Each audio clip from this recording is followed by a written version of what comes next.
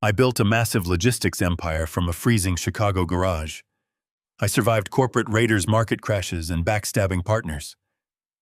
But the most lethal strike of my life did not come from a boardroom. It came while I was fighting for my last breath on a hospital stretcher. I heard the emergency room doctor call my wife of 15 years to tell her I was having a massive heart attack.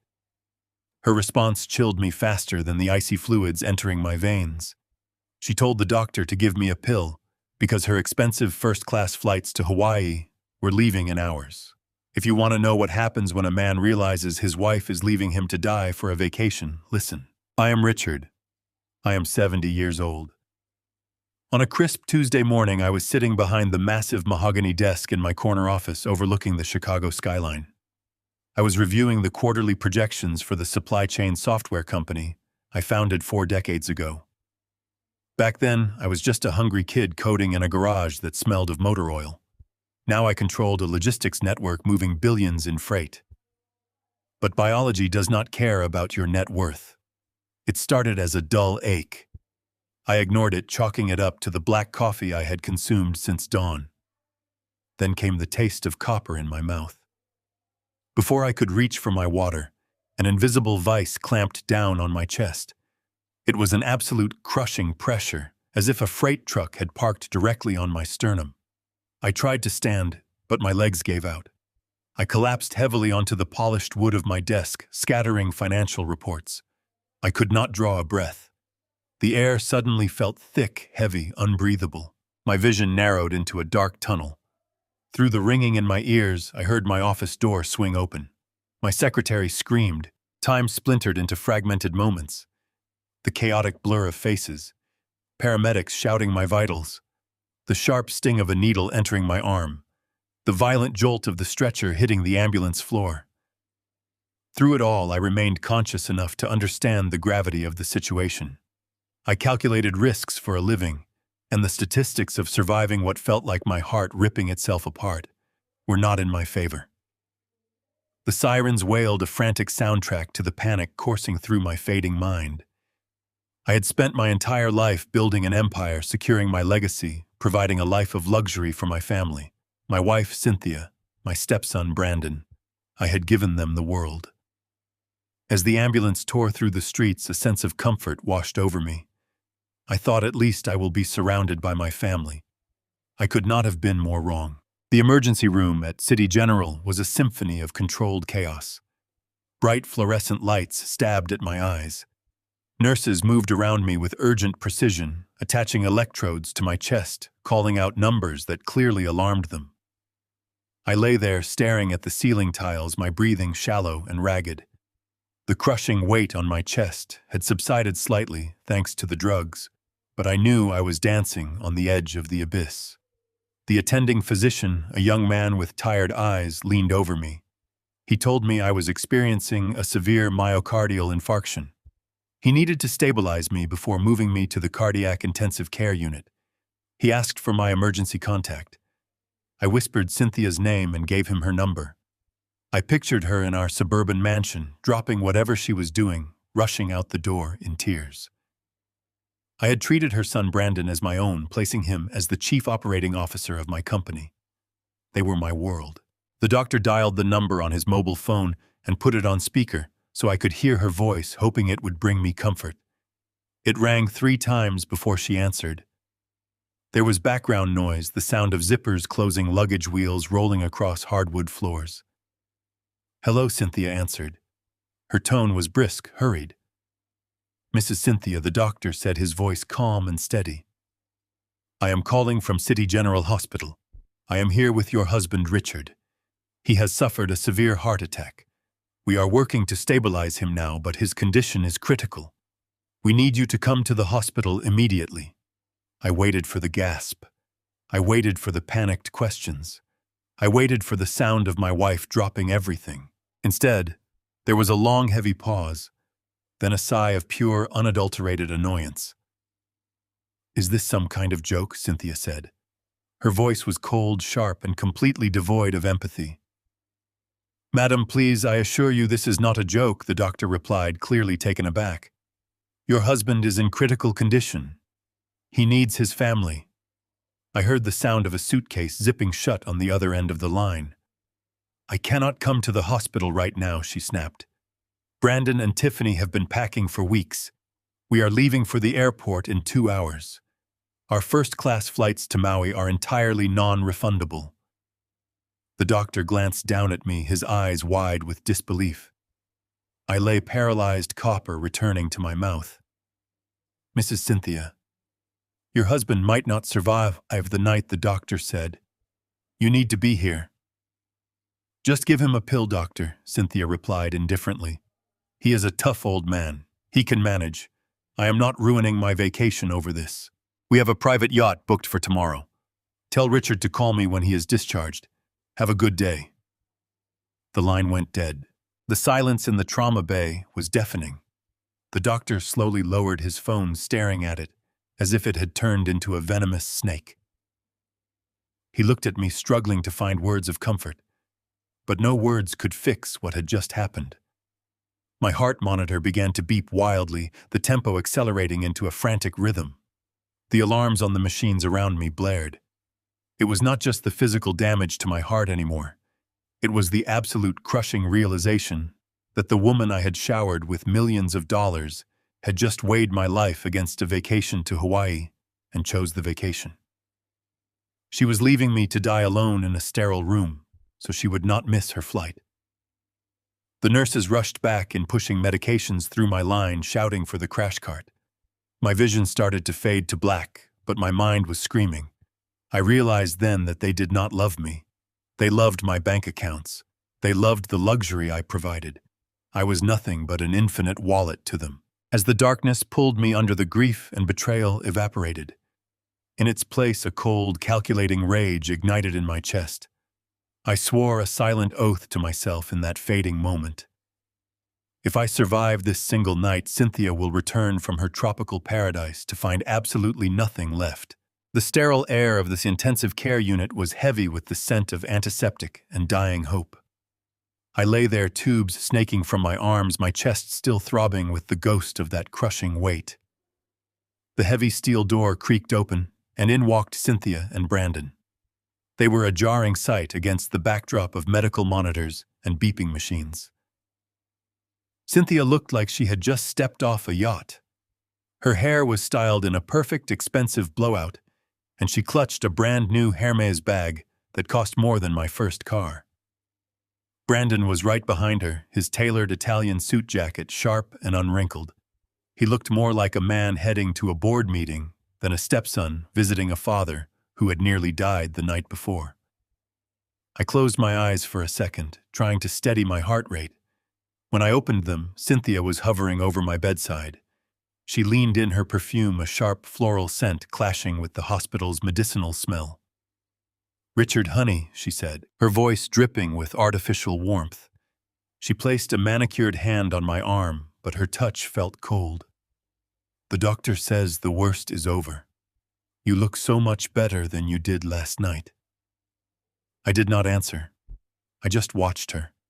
I wanted to see if there was any real fear in her eyes, any lingering trace of the woman who had shared my bed for 15 years. All I saw was impatience. She kept glancing at her watch, the gold links glinting under the harsh overhead lights. Brandon moved to the foot of my bed, folding his arms across his chest. He looked at the monitors, then back at me, with an expression that was supposed to be concern, but looked more like a calculation. "Me staying here will just stress you out." Cynthia continued, her tone shifting to that familiar, sugary sweet register she used when she wanted to manipulate me. "I know you, Richard. You hate being seen in this state. You want everyone to be strong, to be productive." She patted my hand, then pulled it away quickly, as if she had touched something dirty. "Brandon needs this Hawaii trip to decompress. Running your company has been exhausting for him. He has been taking on so much responsibility lately. You want us to be happy, right? You want to know that we are out there enjoying the fruits of your hard work while you recover." I nodded slowly, keeping my face slack. It was the easiest performance of my life. I played the role of the frail, dependent old man who was grateful for his family's presence. Inside, I was reading them like a profit and loss statement. They were not here to comfort me. They were here to ensure I would not interfere with their schedule. They were here because they needed to clear the path for their departure. I took a deep breath, feeling the mechanical whine of the ventilator nearby. Yes, I managed to whisper, my voice raspy and thin. You should go. I do not want to hold you back. A look of relief passed between them. It was subtle, almost invisible, but I saw it. Cynthia's shoulders dropped, and Brandon's face brightened. See, I told you, Brandon said, flashing that crooked grin I once mistook for sincerity. Dad knows the value of hard work. He knows we cannot just pause the world because of one bad day. I looked at my stepson. For years, I had treated Brandon as if he were my own blood. I had guided him, mentored him, and handed him the keys to the kingdom I had built with my bare hands. I had trusted him when I should have been watching his moves. Now, watching him stand at the foot of my bed, I realized he had been waiting for this moment. He was not waiting for my recovery. He was waiting for my vacancy. The office, the assets, the power, he saw them as his inheritance, and he was tired of waiting for me to step aside. Cynthia began to fuss with the collar of my hospital gown, a gesture that meant nothing. She was just keeping up appearances for the nurse passing by the door. You rest, she instructed, her voice regaining that authoritative edge. We have everything under control at the office. Brandon has already reorganized the morning schedule. You do not have to worry about a single thing. Just focus on your heart. Just focus on your health. We will call you from the airport. I watched her turn to the mirror on the wall, checking her lipstick, adjusting a stray hair. She had no intention of staying a minute longer than necessary. The hospital was a place of sickness, and Cynthia hated anything that reminded her of reality.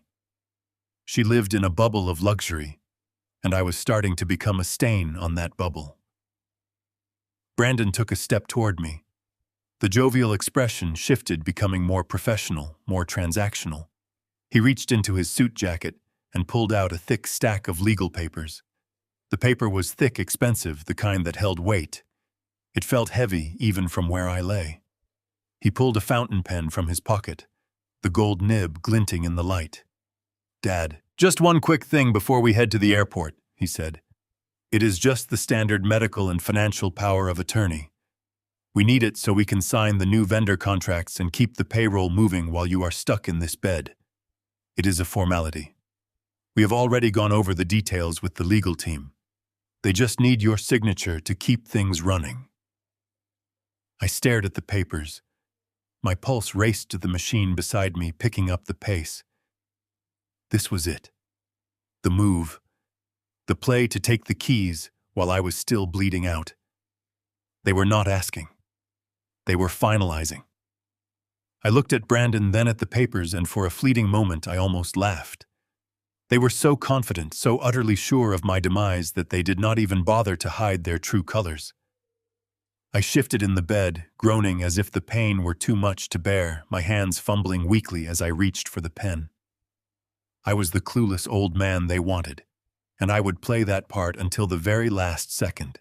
I recalled the early days in the garage, the smell of grease and ambition, the cold concrete floor beneath my sleeping bag because I was too broke for an apartment. I remembered the nights I skipped meals so I could afford that first server. I worked for every single dollar, every inch of ground I gained in this city. And now my own blood, or what I had called my blood, was treating those decades of sacrifice as a pile of loose change. My hands moved slowly, deliberately towards the pen. The air in the room felt tight, pressing against my temples, but my focus remained absolute. This was a game of shadows, and I was the one holding the lantern. Brandon stepped closer to the bed, his expensive designer cologne barely masking the sterile hospital smell. He smoothed out the thick legal pages against the plastic tray table that hovered over my lap. It is nothing major, Dad, he said, his voice maintaining that carefully rehearsed corporate calm. Just a standard medical and financial power of attorney. With you stuck in here for the foreseeable future, I need the legal authority to sign the vendor contracts and authorize the bi-weekly payroll. The banks are getting strict about these things. We cannot afford any operational delays while you recover. You know exactly how the board gets when cash flow stalls. I forced my eyes to squint, playing the part of a man whose brain was clouded by morphine and profound fatigue. But 40 years of building a logistics empire from scratch does not just vanish because of a blocked artery. My mind was sharp, evaluating every syllable he spoke. I looked down at the documents. The font was small, the legal jargon dense, exactly the kind of paperwork meant to overwhelm a dying man. But I did not need to read every single line to spot the trap. My eyes caught a specific clause buried on the second page. Total liquidation rights. It was a phrase that had no business being in a temporary operational proxy. He was not asking for permission to pay our employees. He was asking for the legal right to sell my assets, empty my accounts, and completely liquidate the company I had painstakingly built. I shifted my gaze from the paperwork back to my stepson. I looked at his hands. For all his smooth talking and tailored suits, Brandon was still an amateur playing in a high-stakes arena. His left hand, resting on the edge of the plastic tray, was trembling. It was a slight, almost imperceptible tremor, but to a man who had negotiated with ruthless corporate raiders, it was a glaring siren. A drop of sweat had pooled at his temple despite the freezing air conditioning of the intensive care unit. He was terrified. He knew exactly what he was attempting to steal, and he was absolutely terrified I would read the fine print before the ink hit the page. I let out a ragged cough, letting my head loll back against the thin hospital pillow. The heart monitor beeped in a steady, reassuring rhythm, a stark contrast to the betrayal unfolding beside my bed. "Oh, Brandon," I mumbled, slurring my words slightly to sell the performance. "You know I cannot focus on all this dense legal text right now. Just tell me where to sign so you can catch your flight." Cynthia stepped up beside him, her impatience radiating like heat. "Just sign it, Richard," she urged, tapping her expensive shoe against the linoleum floor. "We really are going to miss the boarding call, and the traffic to the airport is going to be an absolute nightmare today." Her complete disregard for my life was breathtaking. Brandon uncapped his gold fountain pen and pressed it into my weak hand. He pointed to the dotted line at the bottom of the final page. "Right here, Dad," he instructed softly, "and initial here on the second page." I gripped the cold metal of the pen. My fingers felt stiff, but my mind was operating with crystal clarity. I had signed my name tens of thousands of times over the last 4 decades. Contracts, mergers, acquisitions, and brutal lawsuits. My signature was a brand. It had a very specific aggressive loop on the capital R, a flourish, that every bank, every attorney, and every board member knew instinctively. It was the unmistakable mark of a man who owned everything he touched. But today I was not going to be that man. I let my hand shake violently as the nib touched the heavy paper. I dragged the pen across the dotted line, crafting a jagged, sloppy scrawl. I intentionally broke the rhythm, completely omitting the signature loop. I made the letters look exactly like the desperate scribbles of a man whose brain was deprived of oxygen. It was a deliberate, undeniable forgery of my own name. Any competent forensic auditor or restructuring lawyer would spot the discrepancy immediately. My personal wealth attorney would take one single look at that document and have it legally invalidated in 5 minutes. Brandon snatched the paper the second the pen lifted from the page. He did not even bother to check the quality of the signature. He just saw the wet ink and let out a long, shuddering breath of relief. He quickly shoved the thick stack of papers back into his suit jacket, buttoning it up to secure his stolen prize. "Thank you, Dad," he said, his voice instantly regaining its arrogant, confident edge. "This is going to make everything so much easier for everyone. You just focus on resting and letting the doctors do their jobs." Cynthia leaned down and pressed a dry, mechanical kiss to my forehead. She did not even try to look me in the eyes. "Call us when they move you out of intensive care," she said, already turning toward the door. We will send you some pictures from the beach. Try not to stress the nurses out too much. We need to leave before the afternoon rush hour begins, or we will miss our flight entirely." I simply nodded, watching her walk away. Without another word, they turned and walked out of the trauma bay. The heavy steel door clicked shut behind them, sealing me inside the sterile room. I listened closely to the sound of Cynthia's designer heels clicking down the long hospital hallway, fading away slowly until there was absolutely nothing left but the constant rhythmic hum of the medical equipment. I stared at the blank ceiling. For 10 full seconds, I remained perfectly still. I waited until I was absolutely certain they were out of the building and gone for good. Then the facade dropped. The frail, confused old man vanished into thin air. I sat up straight, ignoring the dull ache radiating through my chest. I reached up and ripped the secondary oxygen monitor off my finger. I pulled the adhesive nodes of the backup heart monitor from my collarbone. The machine let out a brief warning chirp, but I quickly silenced it by hitting the override button on the side panel. I swung my legs over the edge of the bed. My breathing was surprisingly steady. My vision was perfectly clear. I reached into the personal belongings bag the nurses had placed in the bedside cabinet and pulled out my tablet. They thought they had secured their massive fortune. They thought they were leaving a dead man behind to rot. But they had just handed a loaded weapon to a veteran street fighter. I unlocked the screen, the bright glow illuminating the dark hospital room. It was time to finally hunt down the people who betrayed me. My fingers hovered over the glass screen of the tablet. I bypassed the standard biometric security locks and accessed the master portal for our joint banking accounts. The hospital wireless network was incredibly slow, agonizingly sluggish, but the spinning loading wheel gave me a few necessary seconds to brace my mind. I had spent 15 years building a flawless financial fortress to ensure my wife would never have to worry about money. I had gladly given her a platinum card with absolutely no limit, completely assuming she would always use it with the grace and respect that accompanied our privileged life together.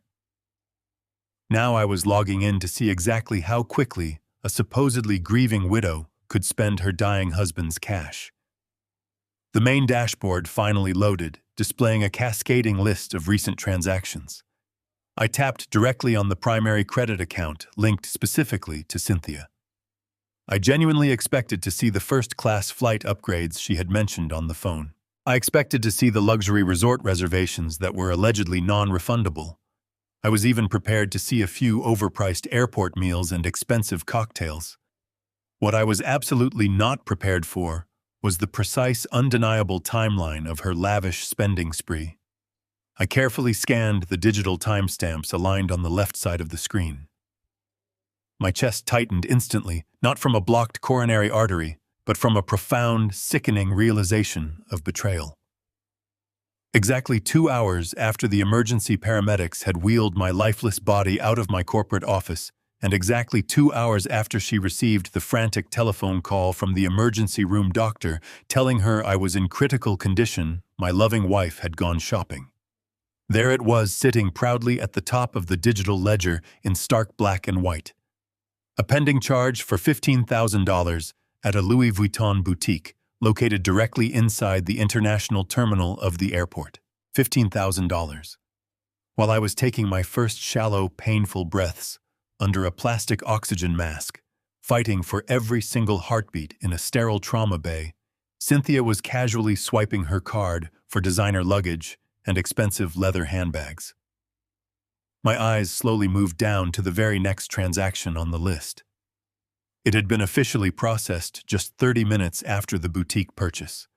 $12,000 paid directly to an exclusive private yacht charter company based on the coast of Maui. I stared at the numbers until my vision literally blurred. This was not a relaxing vacation to decompress. This was not a necessary trip to escape the emotional stress of my severe medical emergency. This was a victory lap. They were actively celebrating. My wife and my stepson were already spending their anticipated inheritance popping expensive champagne on my metaphorical grave before the dirt had even been shoveled. I felt a cold, sharp clarity wash over my entire mind, instantly burning away any residual affection I ever held for the woman who had shared my home for 15 years. She was a greedy parasite, and Brandon was her willing, calculating accomplice. But parasites can only drain you if you intentionally leave the host body exposed and vulnerable. I calmly closed the personal checking portal and navigated to the secure corporate ledger for my logistics software company. I desperately needed to see exactly how much structural damage Brandon had caused while masquerading as the chief operating officer of my empire. If he had boldly pushed me to sign a document containing a total liquidation clause, he was not just looking to legally sign payroll checks for our employees. He was actively preparing to drain the business dry. I tapped on the outgoing wire transfers tab, deliberately sorting the detailed list by the last 48 hours. My eyes darted past the standard monthly vendor payments, the routine utility bills, and the regular software licensing renewals. Everything looked perfectly normal and completely mundane until I reached the very bottom of the digital page. A massive, glaring anomaly sat right there in the pending outbound queue, waiting to be cleared by the bank. It was a prioritized wire transfer for exactly $50,000 pulled directly from our primary corporate operating account. I narrowed my eyes, tapping on the transaction to expand the recipient details. The funds were absolutely not going to a reliable logistics partner or a standard server hardware manufacturer. The massive sum of money was specifically wired as a non-refundable retainer fee to Vanguard and Hayes. My blood ran cold at the sight of that name. Vanguard and Hayes was one of the most ruthless, aggressive corporate restructuring law firms in the entire city of Chicago. They were absolute sharks, the exact kind of high-powered lawyers you only ever hire when you are actively planning a hostile corporate takeover, a forced bankruptcy declaration, or a massive immediate liquidation of company assets. My analytical mind raced rapidly, connecting the dark dots with lethal, unforgiving precision. Brandon was not a visionary entrepreneur. He did not possess the strategic vision, the raw intelligence, or the fundamental grit required to build a successful company from nothing. He only knew how to dismantle and sell what I had already painstakingly created. But the burning question remained. Why would my seemingly loyal chief operating officer quietly hire brutal corporate liquidators while I was still technically drawing breath in a hospital intensive care unit? The timing was too perfect, too maliciously calculated. He knew about my declining health before the heart attack even happened, or he was simply ready to execute a hostile plan the very second I showed physical weakness. He was moving pieces on a chessboard while I was lying in a hospital bed attached to life support machines. The sheer audacity of his secret action was staggering. He was utilizing my own corporate funds to legally orchestrate my permanent removal from the logistics empire I built from a freezing garage. I needed a verified pair of eyes on the inside immediately. I needed a trusted ally who could safely navigate the corporate servers and see the hidden shadows Brandon was casting across my own building. I minimized the banking application and opened my securely encrypted contact list. I scrolled past the useless business acquaintances and fake corporate friends until I found the only name that truly mattered right now. Sarah Jenkins.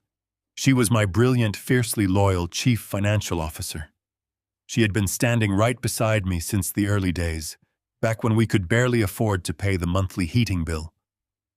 She knew every single financial secret of my company, and she absolutely despised Brandon's arrogant, entitled behavior. I stared at her name on the glowing screen, fully aware that making this telephone call would officially initiate a devastating corporate war. I took one final deep breath of the sterile hospital air, letting the cold reality of my situation settle deep into my bones. There was absolutely no turning back now. The illusion of my happy, loving family had been completely shattered, permanently replaced by a greedy syndicate of thieves waiting for my heart to stop beating. I pressed the green call button. I waited. The line rang once, twice. On the third ring, the connection clicked open, followed immediately by the sound of shuffling papers and a sharp exhale. Sarah answered, her voice tight with an anxiety she rarely displayed. The hospital called the main office. They said you had a massive coronary incident. I was grabbing my coat to drive down there right now. How are you even speaking to me? Should you be on a phone, Sarah? Listen to me very carefully, I said, keeping my voice low and completely devoid of the panic she was projecting. I do not have time for medical updates, and you do not have time to drive to this hospital. I need you sitting exactly where you are behind your desk, logged into the primary secure terminal. There was a brief, stunned silence on the other end of the line. Sarah Jenkins had been my chief financial officer for nearly 15 years, but her loyalty stretched back much further. She was my first real hire back when the logistics empire was nothing more than 3 refurbished desktop computers humming in a freezing Chicago garage. She had stood by me through brutal market crashes, ruthless corporate raiders, and weeks where we barely managed to scrape together enough cash to keep the server farm running. She knew my tone. She knew that when my voice dropped an octave and the emotion vanished, we were going to war. I am at my desk, Sarah confirmed, her professional instincts instantly overriding her personal concern. Tell me what you need. Brandon has locked me out of the master executive suite, I explained, staring at the sterile white tiles above my hospital bed. He just visited me here in the intensive care unit and aggressively pushed a full medical and financial power of attorney into my hands. He claimed he needed it to authorize standard vendor payments while I recover. But I just checked our outgoing corporate wire queue. Your beloved chief operating officer just forwarded a $50,000 non-refundable retainer fee to Vanguard and Hayes. I heard Sarah draw in a sharp, ragged breath. Even in the finance department, the name Vanguard and Hayes was universally recognized as the absolute grim reaper of corporate restructuring. That makes absolutely no sense, Sarah whispered, the rapid typing on her keyboard echoing through the phone receiver. Brandon does not have the unilateral authority to hire external liquidation counsel, and he certainly does not have the operating budget clearance to issue a $50,000 retainer without my direct verified countersignature. He does if he assumes I am going to be dead before tomorrow morning, I replied coldly. He and his mother are currently sitting in the first-class lounge at the airport, waiting to board a flight to Maui. They think they have officially secured the keys to the entire kingdom. I need you to bypass the new administrative firewalls Brandon installed just last month. I need you to dig deeply into the shadow ledgers and find out exactly what financial data he has been sending to those restructuring lawyers. Richard, if I bypass his specific executive firewalls, his monitoring software will flag my terminal, Sarah warned. He will know someone is digging through his private directories. Let him know, I stated firmly. I gave that boy absolutely everything he could ever dream of. I handed him a corner office with a panoramic view of the skyline. I gave him a bloated 6-figure salary that he never earned. I paid for his luxury vehicles, his custom-tailored suits, and his exclusive country club memberships. I dressed him up and allowed him to play the role of a brilliant chief operating officer purely out of blind love for his mother. I wanted to believe that if I gave him the world, he would eventually learn how to carry the heavy weight of it. Instead, he just learned how to steal it. He has always been a parasite, Richard, Sarah said, her voice dropping into a dangerous, protective whisper. We both knew he lacked the grit to actually build anything of value. Give me 20 minutes. I am going to rip his personal servers wide open. The secure line went silent. I lowered the tablet to my chest and closed my eyes, letting the mechanical hum of the intensive care unit wash over me. My physical heart was severely damaged, heavily bruised and beating with a painful, irregular rhythm, but my mind had never been more focused. The sheer audacity of Brandon's absolute betrayal fueled my adrenaline. He genuinely believed that a fancy title and a forged document were enough to dismantle a massive logistics empire. He was about to learn a very painful lesson regarding the fundamental difference between an entitled heir and a ruthless founder. The minutes stretched on with agonizing slowness. A young nurse quietly entered the room to check my intravenous fluid lines, casting a suspicious glance at the glowing tablet resting on my lap. I simply offered her a weak, tired smile, playing the role of the exhausted patient, until she turned around and walked back out into the bright, loud hallway. I calculated every possible scenario in my head, visualizing the corporate battlefield. Brandon was arrogant, but he was also incredibly careless. He always left a trail of sloppy mistakes because he never truly understood the complex machinery of the software network he was supposedly managing. I knew that Sarah would find the smoking gun. Exactly 20 minutes later, my private secure line buzzed. I answered it immediately. "Sarah," I said, "what did you find?" I could hear the trembling in her breath before she even spoke a single word. The steady, reliable chief financial officer who had fearlessly negotiated multi-million-dollar mergers without breaking a sweat was currently shaking. Richard, Sarah began, her voice cracking under the immense weight of her discovery. Brandon is not just hiring restructuring lawyers to reorganize the vendor payrolls. I finally broke through his encrypted personal folders and found a hidden directory containing months of highly confidential internal communications. "Tell me exactly what you are looking at." I commanded, my grip tightening around the cold, metallic edge of the hospital bed railing. "He has been secretly funneling our proprietary source code, our primary client databases, and our entire 5-year financial projection portfolio to an aggressive venture capital firm based out of New York." Sarah explained, the sound of her frantic scrolling filling the quiet room. "He has deliberately bypassed our internal legal department and engaged Vanguard and Hayes to aggressively expedite the due diligence process. He is using that new power of attorney document to bypass your mandatory shareholder approval." She paused, letting the devastating reality of the situation settle between us in the cold silence. The oxygen machine hummed loudly beside my bed, a stark reminder of my vulnerability. But the weakness in my physical body was instantly replaced by a burning, unyielding resolve. "Richard," Sarah whispered, her voice barely audible over the sterile noise of the busy intensive care unit. "Brandon is not just running payroll. I found the emails. He is selling the entire company. Selling the company." I repeated the words, tasting like ash in my mouth. My voice was completely flat.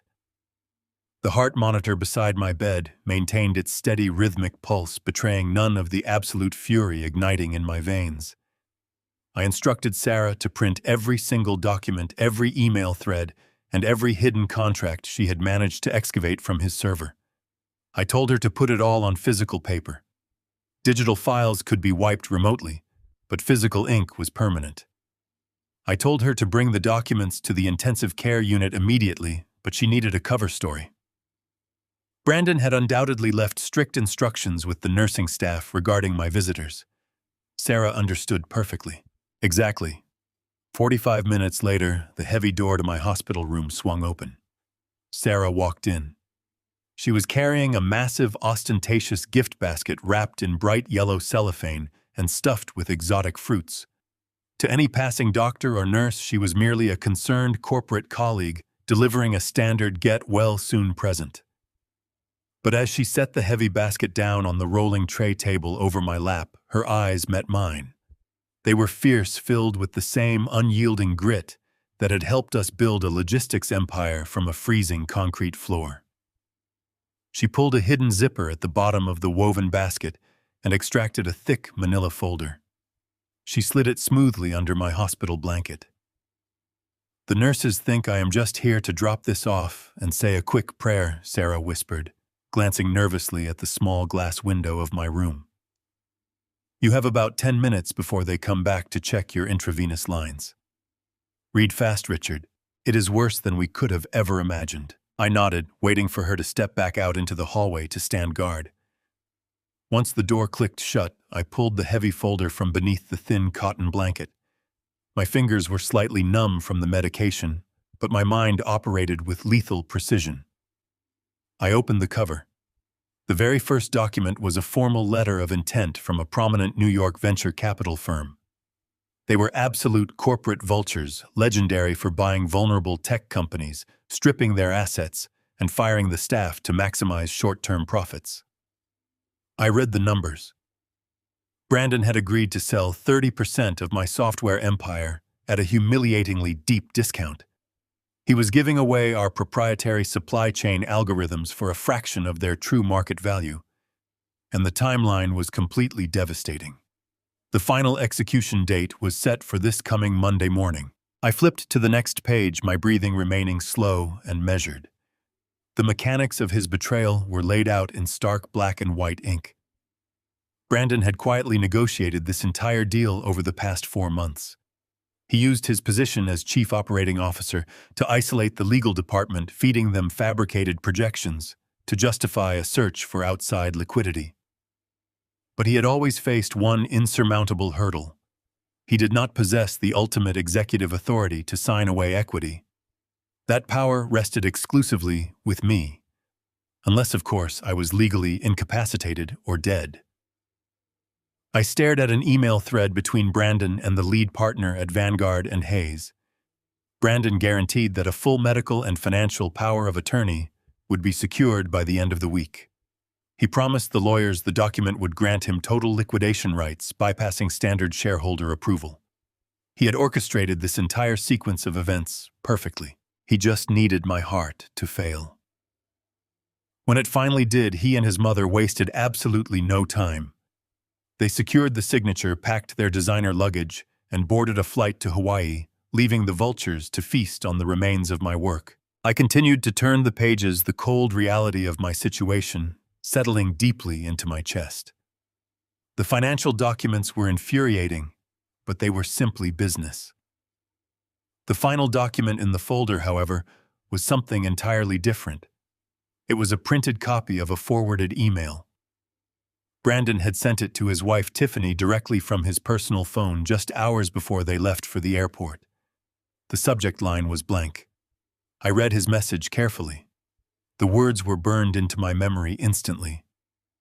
He wrote, "The lawyers are ready for Monday. Once the old man croaks, the holding company automatically defaults to Mom. We take our 30% cash out, let the venture guys strip the remaining assets, and he dies a forgotten footnote. Start looking at those properties in the Hamptons. We are finally free. He dies a forgotten footnote."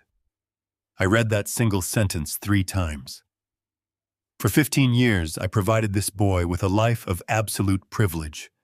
I paid for his education, handed him a career, and treated him with respect. And in return, he viewed my impending death as a convenient financial transaction. He did not just want my money. He wanted to erase my legacy completely.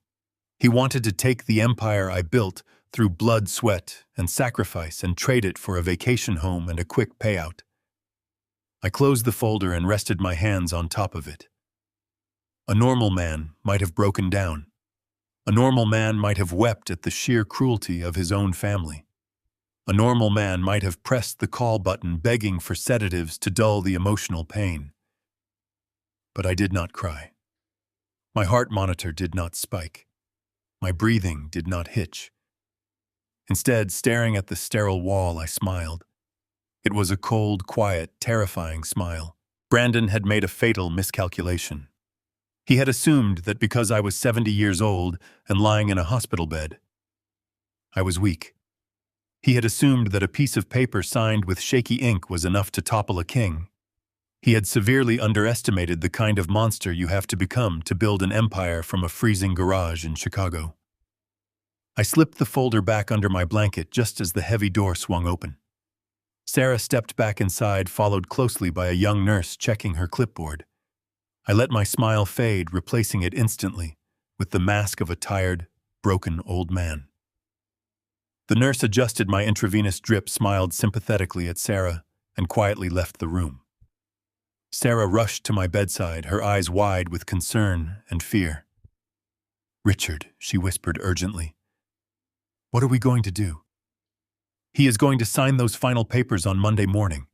If that venture capital firm gets their hands on our source code, we are completely finished. I looked at my brilliant chief financial officer. My voice was steady, dropping into a tone she had not heard from me since our most brutal corporate battles a decade ago. "Sarah, my friend," I said calmly, "call Harrison Cole.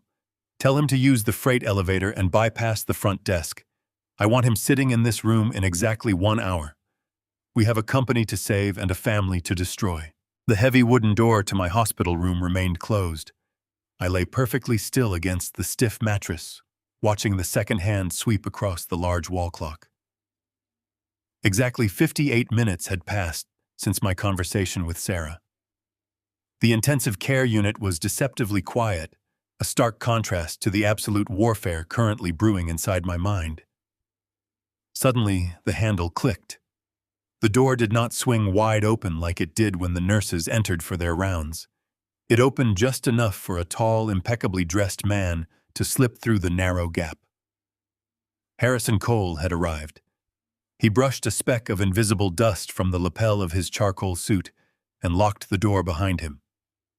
Harrison was 50 years old, sharp as a scalpel, and utterly devoid of professional mercy. He was my personal wealth attorney, a man who charged $2,000 an hour to make rich men impenetrable. I had explicitly instructed Sarah to tell him to use the underground freight elevator and navigate through the basement utility corridors. I needed his arrival to remain completely undocumented by the main hospital lobby security cameras. If Brandon had placed anyone on the payroll to monitor my visitors, I could not risk them spotting the city's most feared wealth protector walking into my room. Harrison approached the foot of my bed, his eyes scanning the medical monitors before finally resting on my face. "You look remarkably alert for a man who officially died for 90 seconds. Yesterday morning," he stated, his voice a low, gravelly baritone that commanded instant authority. I let out a dry, humorless breath. "Death is surprisingly motivating, Harrison." I reached beneath my thin hospital blanket and pulled out the thick manila folder Sarah had smuggled inside the fruit basket. I tossed it onto the plastic tray table. "I need you to read this immediately," I commanded. "Every single page." Harrison did not ask any useless questions. He pulled a pair of reading glasses from his breast pocket, dragged a plastic visitor chair to the side of my bed, and opened the folder. I watched his face closely as he reviewed the digital blood trail. For a man who made a lucrative living navigating high-stakes corporate divorces and vicious hostile takeovers, Harrison rarely showed genuine surprise. But as his eyes scanned the credit card statements showing Cynthia swiping her platinum card for $15,000 worth of designer luggage and $12,000 for a private Maui yacht charter, his jaw visibly tightened.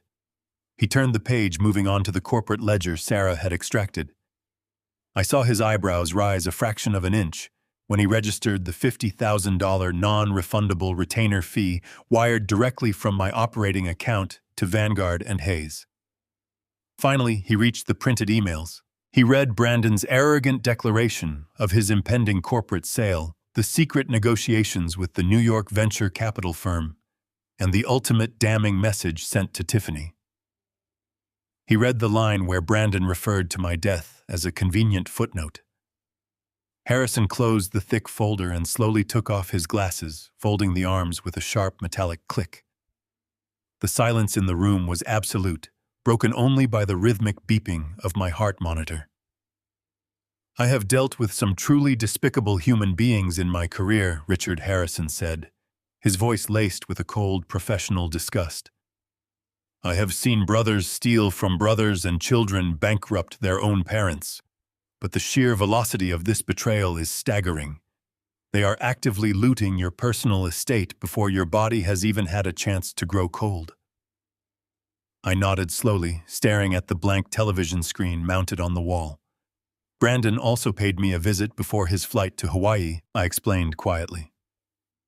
"He brought a full medical and financial power of attorney. He told me it was just to authorize vendor payments and keep the payroll moving while I was stuck in this bed. I knew exactly what it really was. He needs that specific document to legally bypass the mandatory shareholder approval and finalize the software company sale on Monday morning." Harrison leaned forward, resting his elbows on his knees. "Tell me you did not sign that document, Richard. Tell me you did not hand that boy the loaded gun he needs to execute this deal."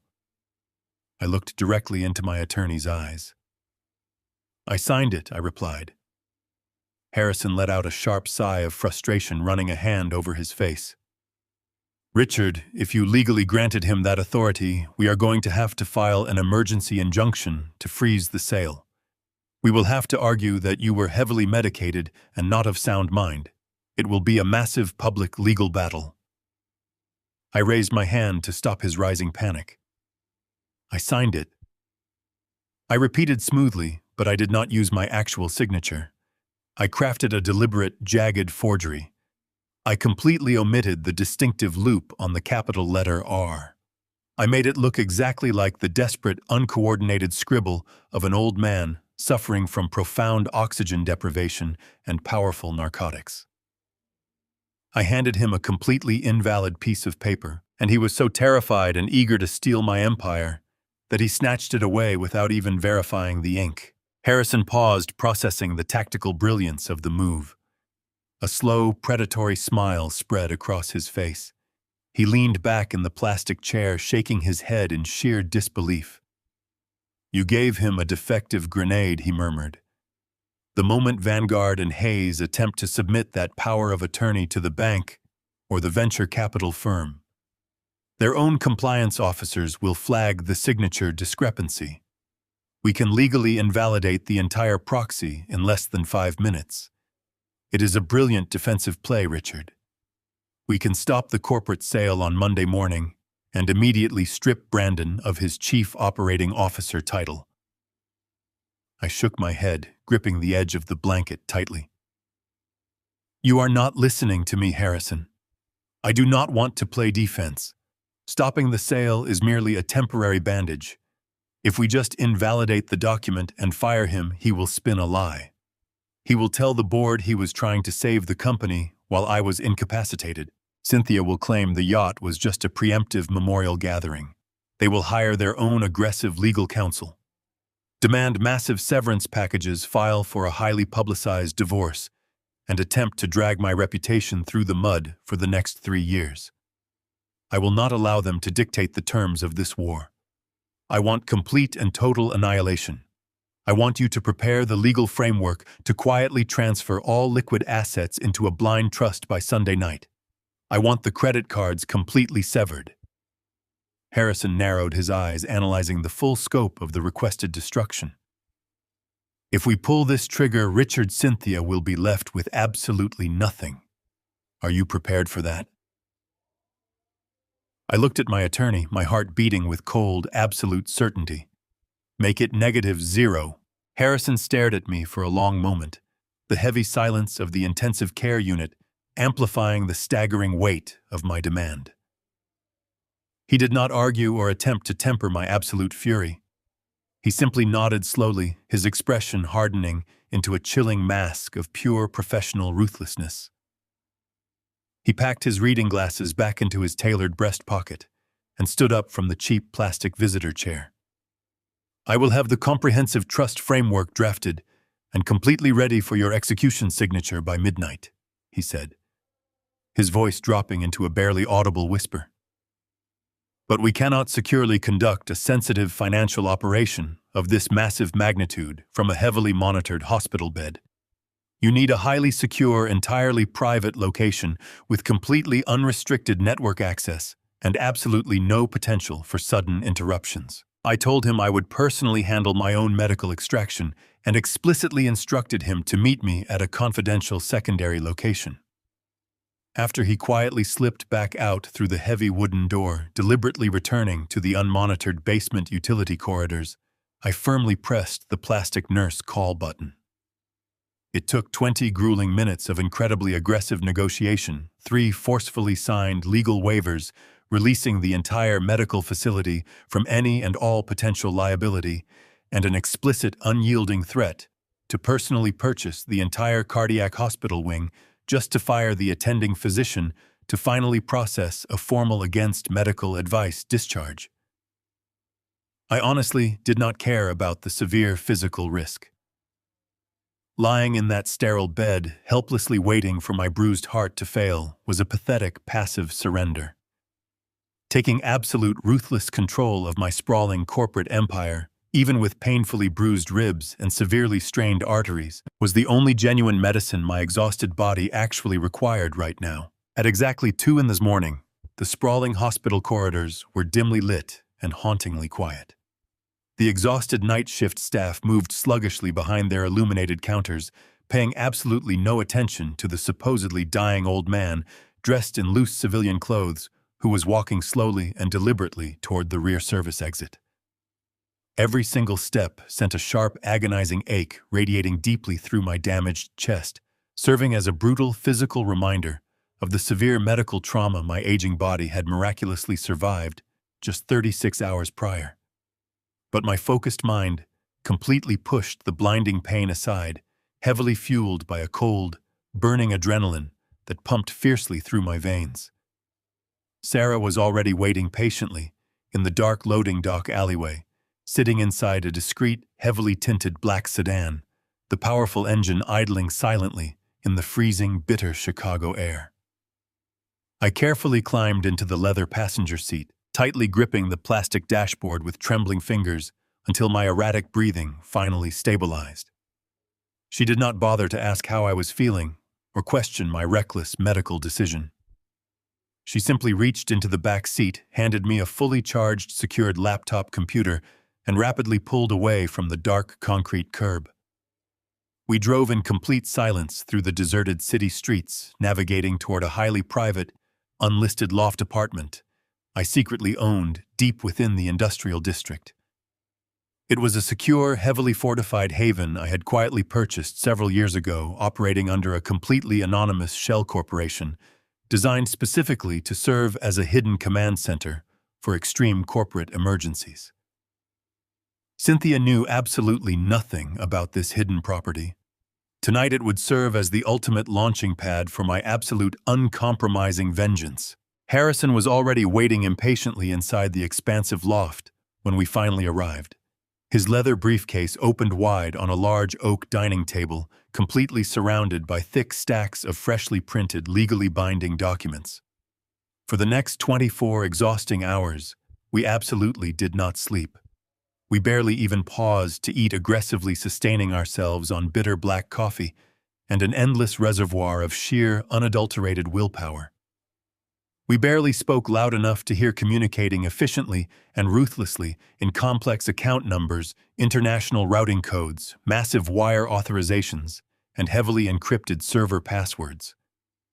We were rapidly dismantling a massive multi-million-dollar financial fortress, brick by heavy brick, and systematically rebuilding it safely behind completely impenetrable legal walls. First, we aggressively attacked the core corporate structure. Utilizing my legitimate, legally verified digital executive signature, I unilaterally and permanently terminated Brandon's official status as the chief operating officer of my company, permanently stripping his administrative network access and legally nullifying his ability to authorize any future business transactions.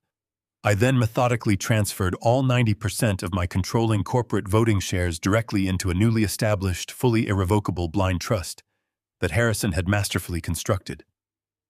That arrogant, aggressive venture capital firm operating out of New York would suddenly wake up on Monday morning to discover that the vulnerable holding company they were actively attempting to purchase no longer legally existed in any recognizable form. The phantom executive authority Brandon had confidently promised to deliver to them was now entirely legally worthless.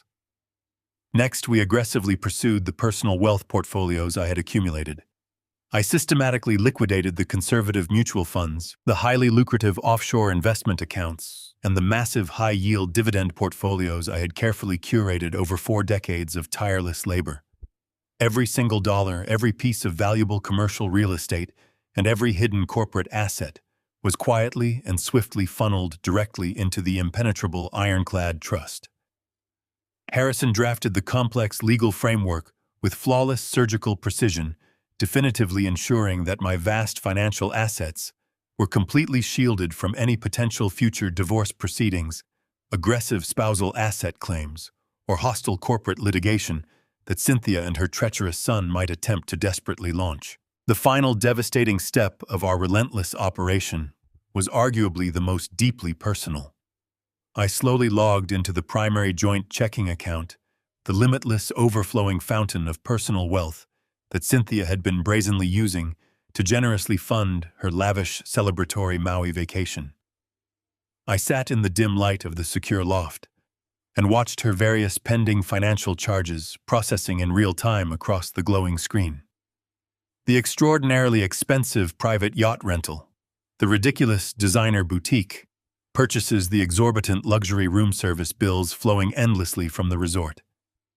With a few precise, deliberate keystrokes on the encrypted laptop, I confidently initiated a massive final outbound wire transfer, draining that specific personal account completely and utterly dry. I purposely chose to leave exactly $43.50 remaining in the available daily balance. It was just enough money for a treacherous, ungrateful wife to buy a cheap, highly processed airport lunch on her humiliating journey home, and absolutely nothing more. I calmly closed the heavy laptop screen, the sharp, satisfying metallic click echoing loudly through the otherwise completely silent loft apartment. My damaged chest ached profoundly. My eyes were heavy with a deeply profound exhaustion, but a vast, incredibly satisfying peace finally settled over my weary soul.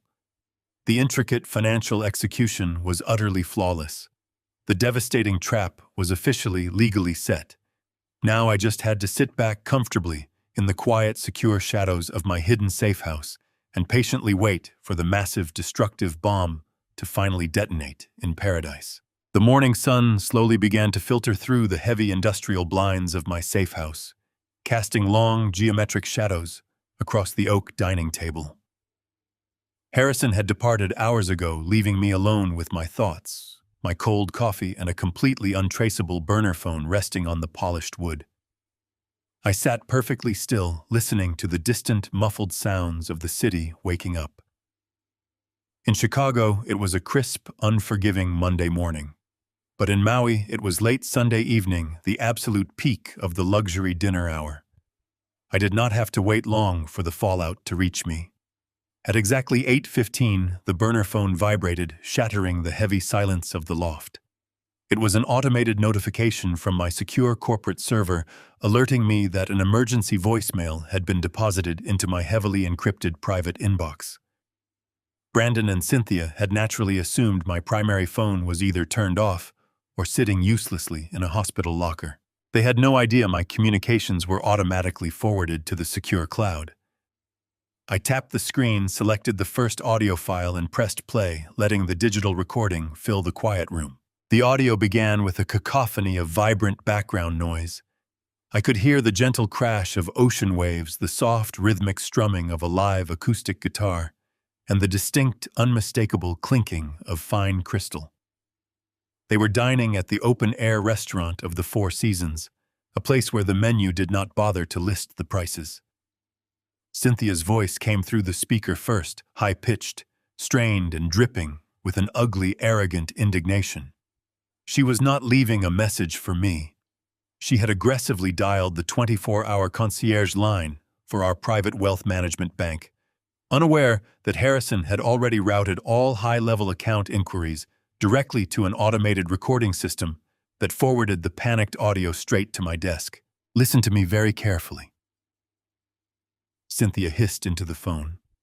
Her words slightly slurred from what I easily deduced was an excessive amount of expensive alcohol. "I am Cynthia Vales. I am currently sitting at a private oceanfront table attempting to pay for a celebratory dinner, and your incompetent fraud department has completely embarrassed me in front of my family. I need a senior account manager on the line right this second." In the background of the recording, I could clearly hear Brandon laughing, an arrogant, relaxed sound that made my chest ache with fresh anger. I heard him casually tell a waiter to bring another bottle of their finest vintage champagne, a vintage I knew for a fact cost upwards of $500 a bottle.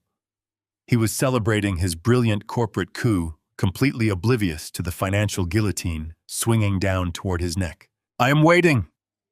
Cynthia snapped at the automated banking prompt, her patience rapidly disintegrating. My black card was just declined by a 20-year-old waiter. Do you have any idea how humiliating that is? I have an absolute zero limit on this account. You need to remove the travel block immediately. There was a pause in her rant, and I could hear the rustling of fabric, the sound of her digging frantically through her designer handbag. The waiter must have returned to the table because her tone suddenly shifted from entitled rage to a tight, uncomfortable, forced politeness. "Yes, I am speaking with the bank right now," she said, clearly addressing the unseen hotel staff member. "It is simply a routine security measure because we flew in from Chicago yesterday. They are overly cautious with the platinum accounts. Here, just run these alternative cards while I sort out the primary line." I closed my eyes and visualized the exact scene unfolding thousands of miles away. Cynthia draped in silk, trying to maintain her flawless, wealthy facade while handing over a stack of useless plastic. I knew exactly what was going to happen next because I had personally orchestrated the absolute destruction of every single account linked to her name.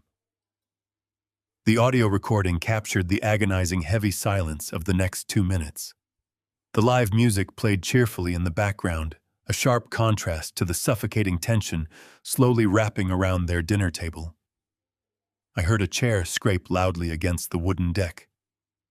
"What do you mean they are all declining?" Brandon demanded, his voice suddenly cutting through the ambient noise.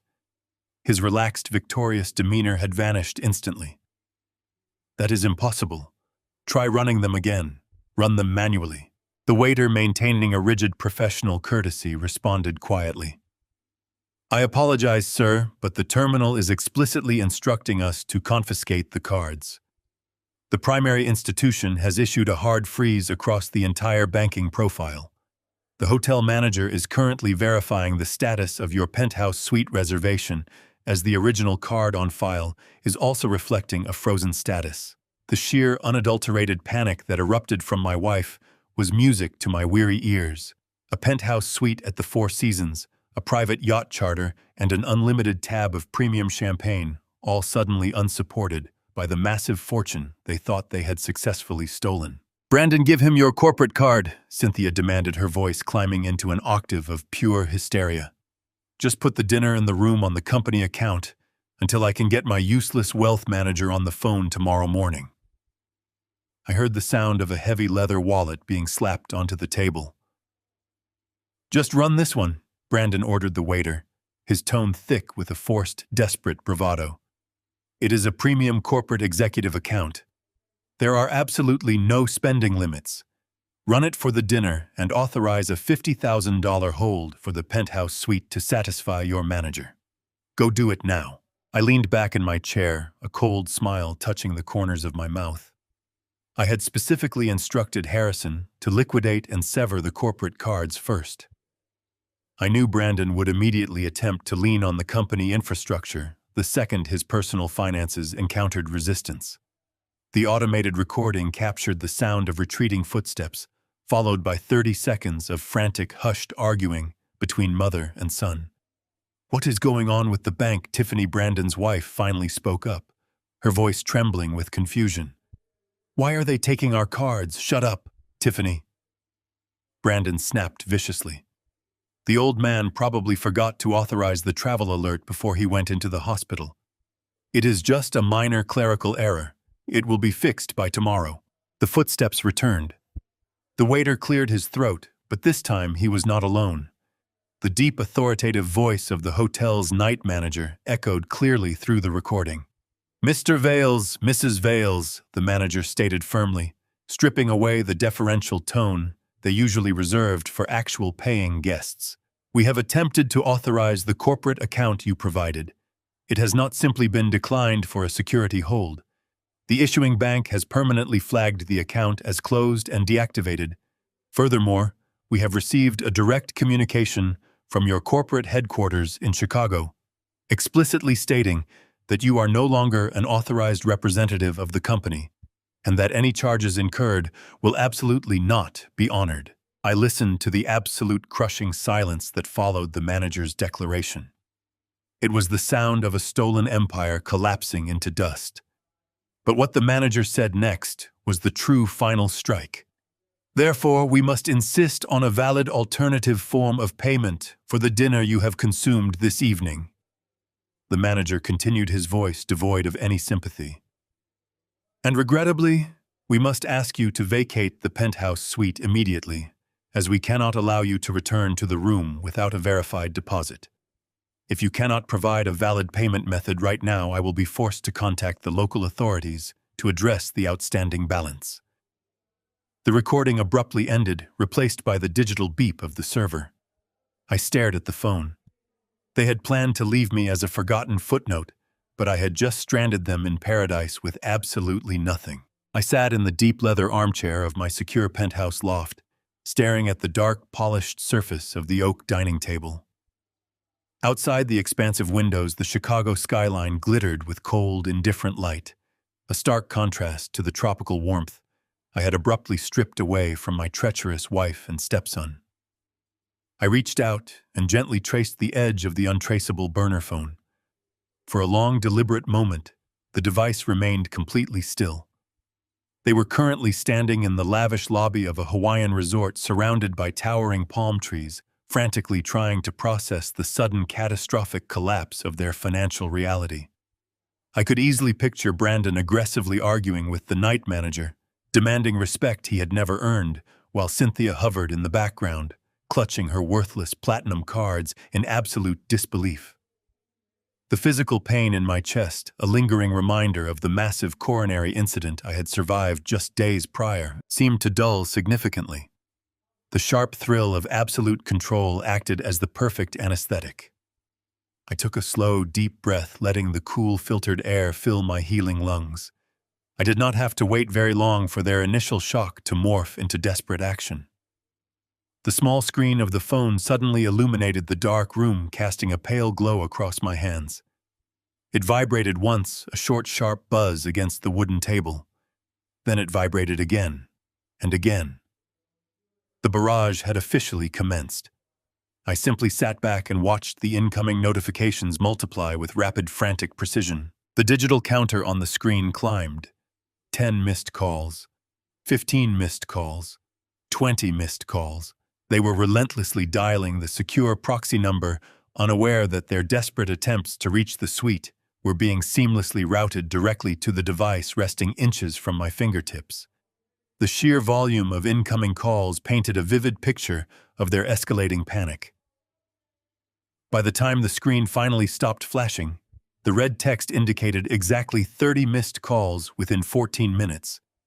They were trapped thousands of miles from home without a single dollar. I picked up the phone, the metal casing feeling grounding in my palm. I bypassed the log and opened the visual voicemail application. There were 5 audio messages waiting. I tapped the screen to play the first recording, turning the volume up so their voices would echo clearly through the empty space of the loft. Cynthia spoke first, her tone dripping with familiar grating arrogance. "Richard," her voice barked through the small speakers, sharp and annoyed. "I do not know what kind of incompetent clerical mistake your accounting department has made, but every single one of my cards has been declined. The hotel manager is being incredibly rude and unreasonable. You need to call the private banking tier immediately and authorize an override. Fix this embarrassing mess right now and tell them to process the charges." The message ended with an aggressive, frustrated sigh. She still firmly believed this was nothing more than a minor administrative glitch. She still genuinely thought she was entirely in control. I smirked in the darkness, swiping my finger across the screen to initiate the second audio file. The second voicemail was left just 3 minutes after the first, but the subtle shift in Cynthia's voice was instantly detectable. The abrasive entitlement was beginning to fracture slowly, giving way to genuine creeping anxiety. "Richard, why are you not answering the emergency proxy line?" she demanded, her breathing noticeably shallow and rapid. "The bank is completely ignoring my security verification codes. They are refusing to speak with me." Brandon tried to use the primary corporate account to cover the dinner and the suite, but the manager just informed us that the account has been permanently closed. Closed, Richard. They said his executive authority has been entirely revoked. What is happening back in Chicago? You need to pick up the phone. You need to handle this right now before they call the local authorities. We cannot even access the room to retrieve our luggage. The recording clicked off, instantly replaced by the third message. This time it was Brandon. His usual slick, confident corporate persona had completely vanished, replaced by the frantic, terrified cadence of a cornered animal. "Dad," he began, his voice shaking with pathetic, desperate urgency. "Dad, I know you are probably resting, but we have a massive crisis here. The resort security staff is physically escorting us out of the lobby. They are threatening to file formal criminal charges for defrauding a hospitality establishment. I tried to contact Vanguard and Hayes to secure an emergency bridge loan, but the legal team there is completely ignoring my emails. Please, you have to call the bank. Just authorize a temporary wire transfer so we can get out of this hotel. I swear we will figure everything out when we get back. Just pick up the damn phone, please." I listened to his pathetic pleading, feeling absolutely no sympathy. He had stood beside my hospital bed, staring at my vulnerable body, and callously orchestrated the complete liquidation of my life's work. He deserved every ounce of the profound terror he was currently experiencing. I let the fourth and fifth voicemails play, allowing the chaotic symphony of their destruction to wash over me. Cynthia was openly weeping in the background of the final recording, loudly begging the hotel staff for mercy, while Brandon frantically shouted at an indifferent security guard. They were utterly stranded in a tropical paradise, entirely stripped of the unearned power and endless financial resources they had arrogantly taken for granted. They had flown to Maui to celebrate a victory that never existed, completely convinced that they had outsmarted a dying man. I placed the phone back down on the heavy oak table. The room was perfectly silent once again. The time for listening was officially over. It was time to deliver the final, definitive strike. I picked up the device, opened the encrypted messaging application, and selected a secure line to Brandon's personal cellular device. I did not want to engage in a drawn-out conversation. I did not want to listen to their pathetic apologies or desperate fabricated lies. I wanted absolute, undeniable finality. My thumbs moved slowly and deliberately across the digital keyboard, crafting a message that would permanently shatter whatever lingering, foolish hope they still harbored. I typed the words with cold, methodical precision, ensuring there was absolutely no room for any misinterpretation. Your vacation just got extended. By the way, Brandon's power of attorney is void. Have a nice life. I stared at the short, devastating text message, feeling the immense weight of the 15 years I had foolishly wasted on a family that only ever valued my bank accounts. They had asked me to completely disappear from their lives, and I was simply granting their incredibly selfish request with absolute ruthless perfection. I did not hesitate. I pressed the send icon. The digital arrow turned a solid blue, clearly indicating that the message had been successfully delivered directly to his phone. I calmly powered down the untraceable device, the glass screen finally fading to a deep, absolute, and permanent black. The loft was completely silent when the sun crested the Chicago skyline on Monday morning. I sat in the leather armchair, nursing a cup of black coffee, feeling the profound satisfaction of a perfectly executed strategy. My physical heart was still healing the dull ache in my chest, a constant reminder of my mortality. But my mind was sharper than it had been in decades. I opened my secured laptop, watching the digital clock in the corner of the screen tick closer to the opening of the New York financial markets. I knew exactly what Brandon would try to do. Desperation breeds predictability.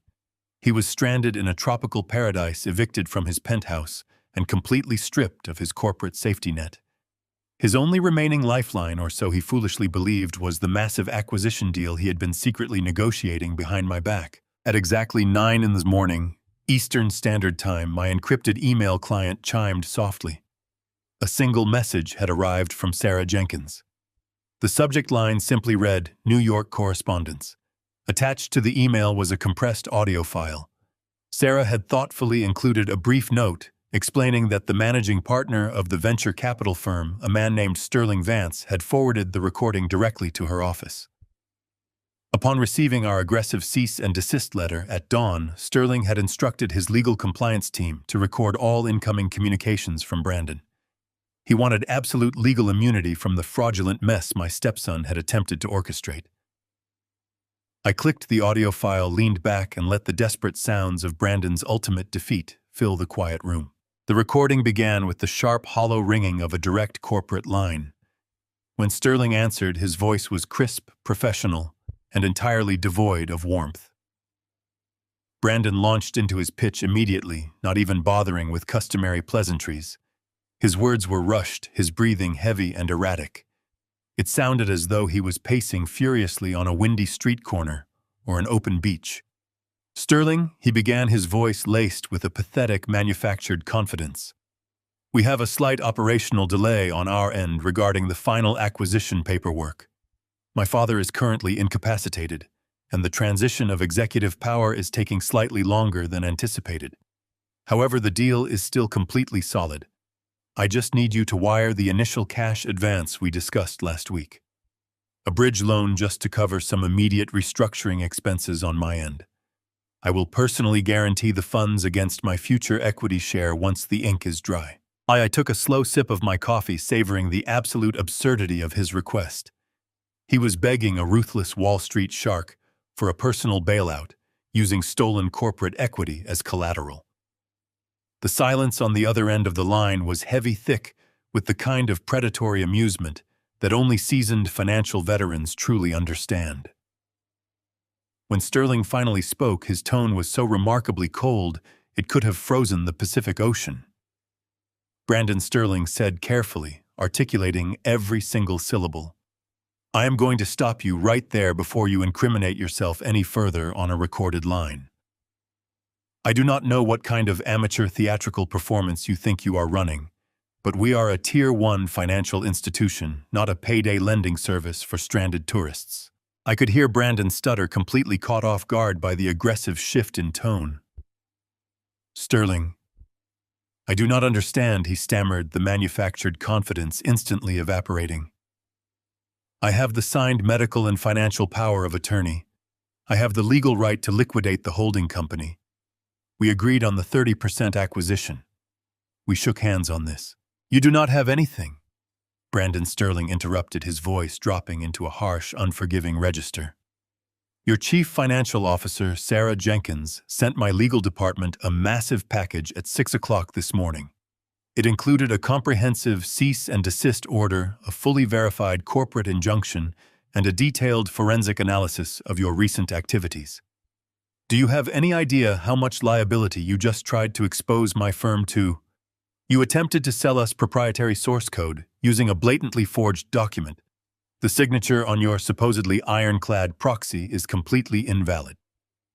Our restructuring lawyers took one single look at it and laughed. It is utterly worthless.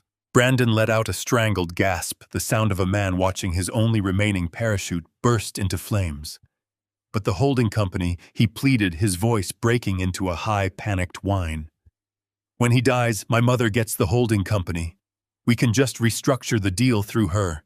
We can still make this work, Sterling. Just send the advance. I need that cash right now. Sterling let out a dry, humorless chuckle. That was the sound of the final nail being hammered into the coffin. You really have absolutely no idea what is happening.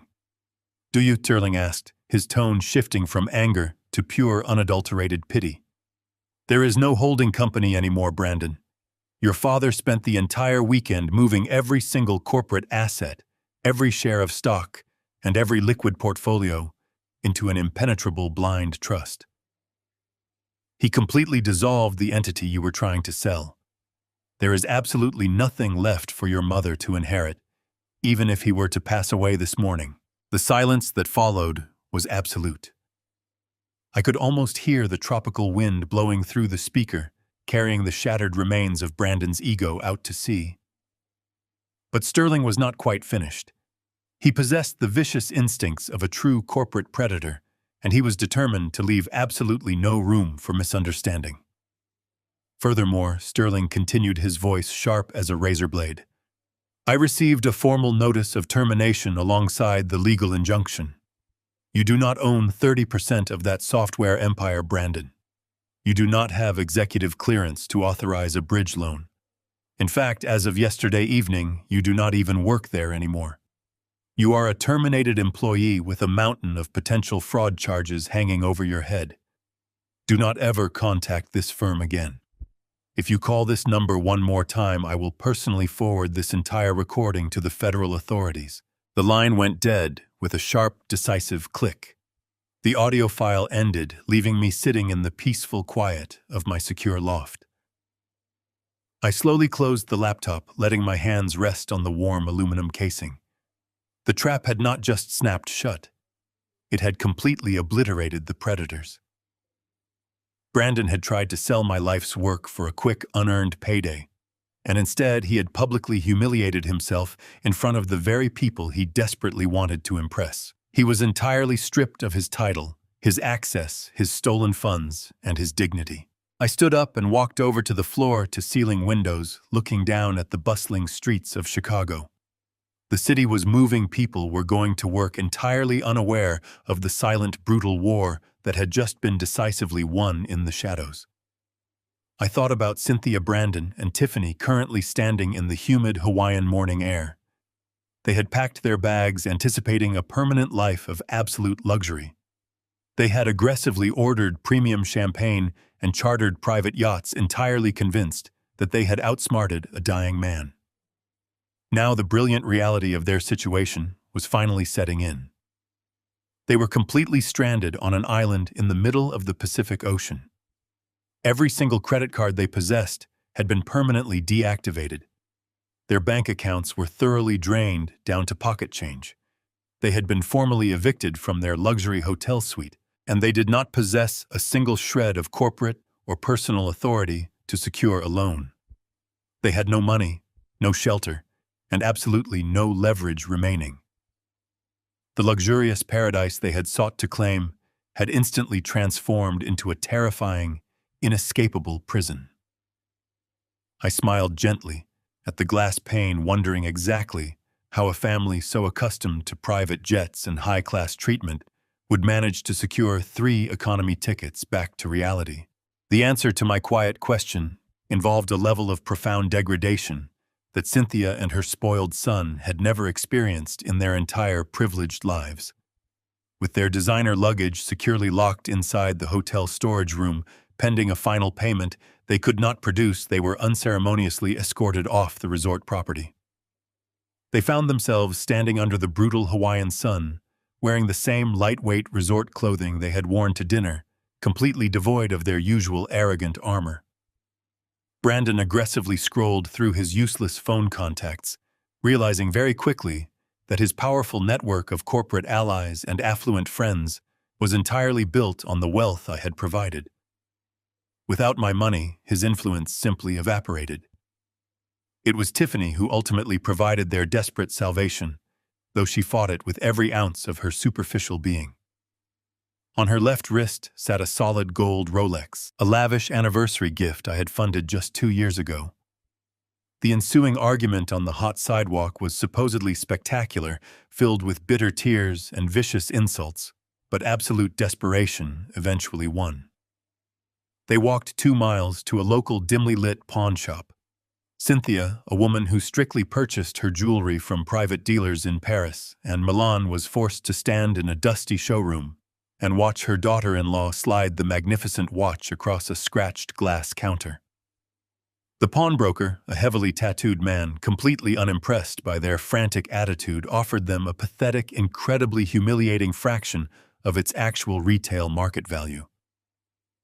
Brandon furiously tried to aggressively negotiate using his arrogant boardroom tactics, but a man sitting behind a pawn shop register absolutely does not care about false corporate posturing. He simply tossed a thick stack of worn $100 bills onto the scratched glass counter, effectively finalizing the very last financial transaction Brandon would ever successfully close that weekend. They used the cash to immediately purchase 3 standard one-way economy tickets on the first available commercial flight back to Chicago. For my wife, a woman who considered flying commercial to be an unacceptable insult, the journey was a psychological nightmare. They were jammed into the very last row of a crowded cabin, seated right next to the noisy lavatory. There was absolutely no elite priority boarding, no complimentary glasses of vintage champagne, and absolutely no respectful, dedicated flight attendants happily catering to their every demanding whim. They were forced to sit upright in stiff, narrow seats for 9 grueling hours, surrounded by crying toddlers and exhausted tourists. Cynthia later complained to a friend that the synthetic fabric of the standard airline blanket gave her a rash, a detail that brought me immense quiet joy. During the long flight, Brandon desperately tried to formulate a counterattack. He whispered fiercely to Tiffany, spinning wild, impossible scenarios where he would hire a ruthless team of aggressive litigators to sue me for breach of contract and severe emotional distress. He genuinely believed that once he returned to his home territory, he could somehow reverse the devastating financial annihilation I had enacted. He failed to comprehend that I had not just closed his bank accounts, I had systematically dismantled the entire foundation of his reality. By the time the massive airplane finally touched down at the international airport, they were physically exhausted, emotionally drained, and shivering uncontrollably. They had foolishly departed tropical paradise wearing thin linen shirts and delicate silk dresses, leaving them completely unprepared for the incredibly biting, unforgiving winter wind, howling violently across the freezing cold Midwestern tarmac. There was no sleek black car waiting for them at the curbside pickup. There was no personal driver rushing to open their doors and offer them heated leather seats. Instead, Brandon was forced to summon a standard rideshare vehicle using the last remaining funds from his personal application account. They huddled together in the back seat of a worn, heavily used sedan, enduring a tense, suffocating silence as the driver navigated the busy highway leading toward the affluent northern suburbs. Cynthia stared blankly out the smudged passenger window, her clenched jaw firmly set in a rigid, terrifying line of pure, unadulterated, blinding fury. She was silently and meticulously calculating the massive multi-million-dollar divorce settlement she planned to aggressively demand, entirely ignorant of the fact that the powerful trust had already shielded every single asset from her greedy grasp. The vehicle finally turned into their exclusive gated neighborhood, rolling slowly past manicured lawns and towering pristine mansions. Brandon sat up straighter, adjusting the collar of his wrinkled linen shirt. The sight of his massive $5 million property seemed to inject a fresh surge of false confidence into his veins. It was a sprawling, magnificent estate of stone and glass, a house I had purchased for them, in full, to ensure my grandchildren would grow up in absolute comfort. He firmly believed that this fortress was his untouchable sanctuary. He truly thought that once he crossed that threshold, he could regroup, hire an aggressive legal team, and drag me through years of painful litigation. The car stopped at the end of the long, circular driveway. Brandon practically leaped from the vehicle, marching up the wide stone steps toward the heavy double doors with his head held high. Cynthia and Tiffany followed closely behind him, shivering violently in the freezing evening air, incredibly eager to step inside the warm, luxurious foyer. Brandon confidently pulled his heavy metal key from his pocket and jammed it into the brass lock. He turned his wrist sharply, fully expecting the familiar, satisfying click of the heavy deadbolt. The key refused to turn. He frowned, jiggling the metal violently, completely convinced that the cold weather had temporarily jammed the delicate internal mechanism. He cursed softly under his frozen breath and angrily pulled the metal key out quickly, stepping over to the highly sophisticated biometric security pad securely mounted on the cold stone wall. He pressed his thumb firmly against the glowing glass sensor. The small digital screen instantly flashed a bright, angry red. Access denied. He tried again, pressing harder, his heart rate spiking as the red light illuminated his panicked face for a second time. Access permanently denied. Cynthia pushed past him furiously, demanding that he enter the manual override code. Brandon quickly typed the numbers with trembling fingers. The system beeped twice, a harsh, unforgiving sound that echoed loudly in the quiet suburban night. The heavy doors remained completely sealed. The sprawling $5 million mansion they considered their absolute property was entirely locked down. As the horrifying reality of their total exclusion began to settle heavily over them, the motion sensor lights on the expansive wraparound porch suddenly flared to life. The brilliant illumination cast long, stark shadows across the manicured landscaping. From the deep, darkened corner of the stone veranda, a tall, imposing figure slowly stepped forward into the harsh light. It was Harrison Cole.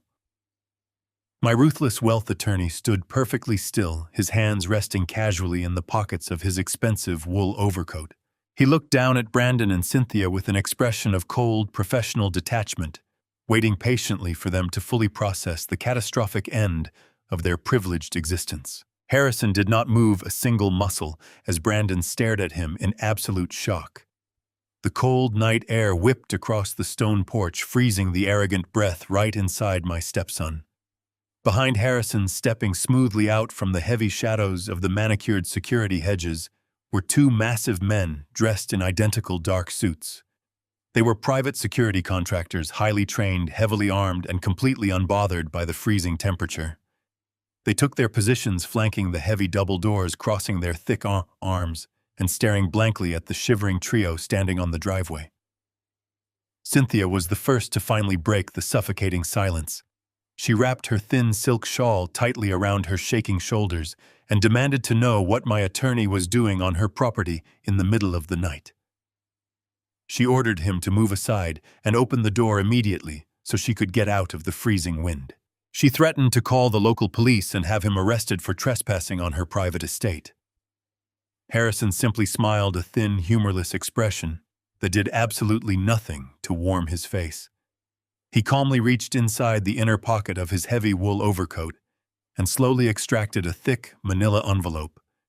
He held it out toward her, his hand perfectly steady in the bitter cold. The heavy paper seemed to absorb the dim security lighting, acting as a physical anchor for the absolute destruction about to follow. "This property no longer belongs to you, Cynthia," Harrison stated, his deep voice carrying easily over the howling wind. "In fact, as of Friday evening, the title was permanently transferred into a blind corporate trust, an entity over which you possess absolutely no legal authority or marital claim." He stepped down one stone stair and pressed the heavy envelope directly against her shivering chest until she was forced to instinctively grab it. "These are your formal divorce papers, properly filed, fully expedited, and legally binding." Cynthia stared down at the thick stack of premium legal paper, her manicured fingers trembling violently. She tried to muster a laugh, a pathetic, high-pitched sound of pure denial. She loudly proclaimed that a blind trust meant absolutely nothing, that she was legally entitled to exactly half of my sprawling estate, half of the commercial properties, and a massive monthly spousal support package that would sustain her luxurious lifestyle until the day she died. She promised Harrison that her own aggressive legal team would tear his amateur trust apart in a matter of weeks. Harrison buttoned his overcoat against the wind and shook his head with profound professional pity. He calmly reminded her of the ironclad prenuptial agreement she had eagerly signed 15 years ago. He recited the specific penalty clauses from memory, detailing the severe consequences of financial infidelity. He smoothly explained that her active participation in a documented conspiracy to defraud my personal estate, explicitly evidenced by her offshore wire attempts and massive unauthorized credit expenditures while I lay dying in a hospital bed, constituted a total unrecoverable breach of that contract. "You legally forfeit all spousal support," Cynthia Harrison concluded, his tone absolutely merciless. "You are entitled to absolutely zero alimony, zero property division, and zero compensation. You leave this marriage with exactly the clothes currently on your back." Harrison adjusted his pristine collar, ensuring his posture remained impeccably upright. He displayed absolutely no emotion as he silently judged the pathetic woman who had arrogantly attempted to discard a dying man for a lavish tropical vacation. Brandon violently shoved his mother behind him, his face turning a vibrant, dangerous shade of crimson. He began to scream into the freezing night, his voice echoing loudly against the neighboring stone mansions. He demanded to be led inside the house, furiously claiming that he was a victim of an illegal corporate coup. He pointed a shaking finger directly at Harrison and aggressively threatened to sue my software company for millions of dollars in punitive damages. He loudly declared that as the rightful chief operating officer, he held significant equity and unmatched operational authority, and that no obscure legal trickery could magically erase his documented corporate standing. He promised to drag my name through the most vicious, highly publicized corporate litigation the city had ever witnessed. Harrison did not flinch, nor did he raise his voice to match Brandon. He simply reached back into his heavy overcoat and pulled out a second, slightly thinner envelope. He extended his arm, waiting patiently until Brandon finally stopped screaming and snatched the paper from his hand. "You are officially terminated for gross corporate espionage, systemic fraud, and attempted grand larceny," Harrison explained smoothly. "Your executive privileges were permanently revoked 48 hours ago." Brandon ripped the envelope open, his eyes frantically scanning the formal termination letter. He stammered that a termination required board approval, that a dying man could not unilaterally execute a firing of a senior partner. Harrison took a slow, deliberate step forward, completely closing the distance between them. "Richard is very much alive, Brandon," he stated softly. "And he is very, very angry.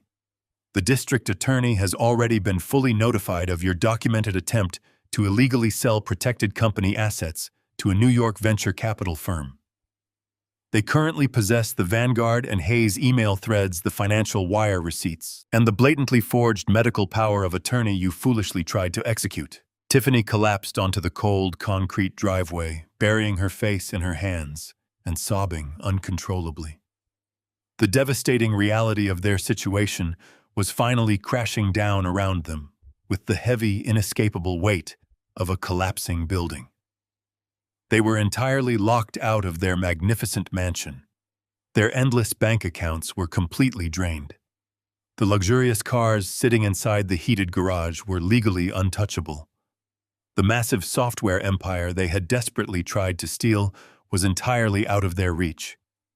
And worst of all, a highly aggressive criminal investigation was already quietly building against them in the shadows of the city.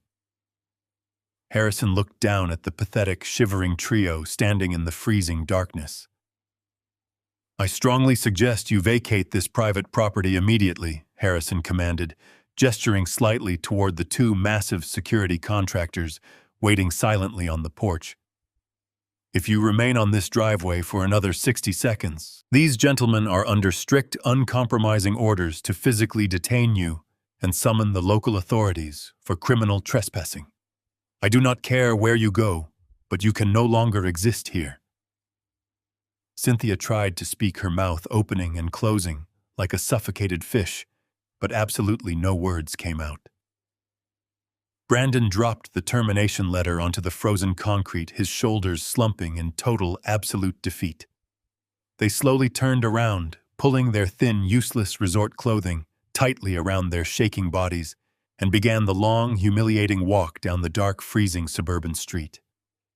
Stuck out in the incredibly bitter cold, with no money, no hotel, no company, and absolutely no wealthy friends willing to cross my path, they had to somehow find a way to survive the night. They had played a dangerous game of greed, and they had definitively lost everything. The silence of the night swallowed them whole. The silence of the freezing suburban night was finally broken by a sound I had never expected to actually hear. Cynthia, a woman whose entire existence was meticulously built upon a foundation of absolute unyielding arrogance, was now completely shattered. Her perfectly curated facade simply dissolved into the biting wind. Her knees buckled beneath her incredibly thin, expensive silk dress, and she collapsed violently onto the hard, frozen concrete driveway. The sheer physical impact of her sudden fall echoed clearly through the high-definition security microphones, but she did not even seem to visually register the intense, agonizing physical pain. She threw her trembling hands forward, grabbing frantically at the hem of Harrison Cole's heavy, incredibly expensive wool winter overcoat. Tears streamed uncontrollably down her impeccably contoured face, completely ruining her dark makeup and leaving tragic streaks across her cheeks. She began to beg me. It was a completely pathetic, breathless stream of absolute desperation pouring from her trembling lips. She pleaded with my attorney to immediately stop this madness, aggressively claiming that this entire ordeal was nothing more than a catastrophic, horrible misunderstanding that could be resolved very quickly. She sobbed that she loved me, that she had always truly loved me, and that her hasty trip to Maui was merely a misguided, desperate attempt to effectively cope with the overwhelming, paralyzing grief of my impending sudden medical demise. She practically swore that if I just gave her one single chance to explain, she could magically make everything right. Harrison did not take a single step backward, nor did he attempt to pull his expensive coat away from her incredibly desperate, clawing grip as she wept on the ground. He simply stood there, an immovable monument of professional apathy, staring down at her with a look of clinical detachment. He allowed her to completely exhaust her freezing lungs, waiting patiently as her hysterical sobs slowly reduced to wheezing gasps. Behind her, Brandon remained entirely frozen in his rigid place. The once arrogant, high-powered corporate executive was now nothing more than a terrified, shivering boy standing in the wind. He offered his weeping mother absolutely no physical assistance whatsoever. He did not reach down to help her stand up. He simply stared blankly at the massive locked wooden doors of the $5 million mansion he previously thought he rightfully owned. Tiffany was huddled tightly against one of the massive stone pillars, weeping silently into her frozen, trembling hands, completely shattered by the instant evaporation of her luxurious lifestyle. They were a vivid portrait of utter comprehensive failure, entirely stripped of the unearned wealth that had previously shielded them from the brutal, unforgiving consequences of their own treacherous actions. I watched this entire pathetic spectacle unfold from the absolute comfort of my secure, luxurious penthouse loft miles away in the city. The glowing screen of my heavily encrypted laptop displayed a crystal-clear, high-resolution feed from the advanced security cameras I had personally installed around the suburban perimeter. The cameras captured every single agonizing detail of their humiliation. The white frost slowly forming on the extremely expensive leather of their abandoned designer luggage sitting blindly on the pavement. The highly visible, terrified trembling of Brandon's tightly clenched jaw. The pathetic way Cynthia's manicured fingernails scraped helplessly against the hard, frozen driveway as she begged for her stolen life. I sat deeply in my plush leather armchair, completely wrapped in a thick, warm blanket, holding a steaming ceramic mug of bitter black coffee. I took a slow, deliberate sip, letting the rich, dark liquid thoroughly warm my dry throat. I felt absolutely no pity for their sudden, devastating downfall. I felt absolutely no regret for the actions I took. I simply watched the woman who had callously wished for my sudden death kneel on the freezing ground and aggressively beg for my money. Hearing her desperately proclaim love after reading the horrific evidence in Kwangmao 1_21.docx and the subsequent file Kwangmao 2_21.docx only solidified the absolute righteousness of my uncompromising vengeance against my entirely treacherous, greedy family. I placed the warm coffee mug down onto the polished surface of the oak dining table and leaned forward slightly, resting my heavy elbows lightly on my freshly healed knees. I slowly reached out and pressed my index finger firmly against the digital intercom button on the security application interface. A small, bright green light illuminated on my laptop screen, clearly indicating that the two-way audio connection to the massive, hidden outdoor porch speakers was now fully active and broadcasting live. The loud, sudden crackle of sharp electronic static cut violently through the freezing suburban air, causing Cynthia to instantly freeze in absolute terror. She slowly lifted her tear-stained face, looking nervously around the empty porch with wide, deeply panicked eyes. Brandon flinched aggressively, instinctively, taking a fearful, uncoordinated step backward, away from the heavily fortified wooden doors. They knew that specific sound. They knew exactly who was silently watching them from the invisible, unyielding shadows of consequence. I leaned much closer to the sensitive laptop microphone, keeping my voice incredibly calm, remarkably steady, and completely devoid of any trace of emotional warmth or lingering sentimental family attachment. You did not want to miss your flight to Hawaii. Cynthia, my voice boomed deeply through the high-fidelity outdoor speakers, echoing loudly across the massive stone veranda and rolling heavily down the long, circular driveway into the winter night. You packed your bags, while my heart monitor was still frantically beeping. You happily planned your lavish tropical celebrations while I was desperately fighting for every single breath I took. Now you do not have to worry about missing anything ever again. The psychological impact of my voice was absolutely and profoundly devastating. Cynthia let out a loud, piercing wail, aggressively covering her ears as if my spoken words were physically burning her skin. Brandon completely collapsed against the cold stone wall, sliding down slowly until he was sitting helplessly on the frozen ground right next to his softly weeping wife.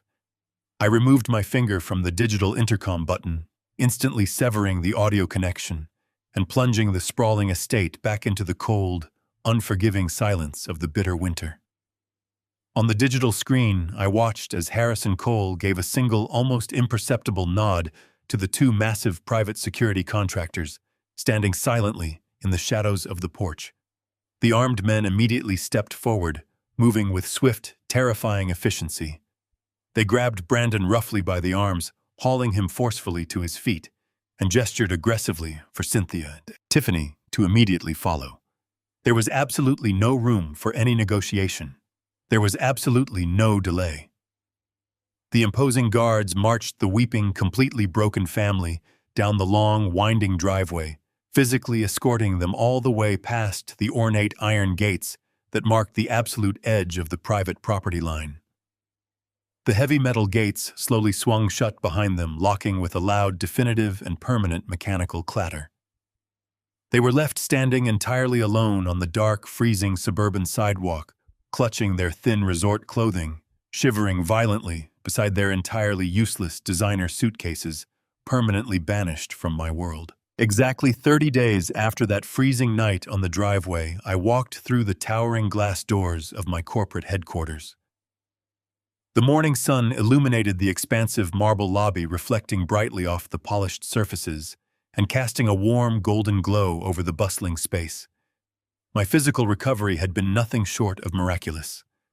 The dull ache in my chest had faded into a distant memory, replaced by a deep, resonant vitality that I had not felt in over a decade. I did not require a cane, nor did I need to pause for breath as I approached the private executive elevator.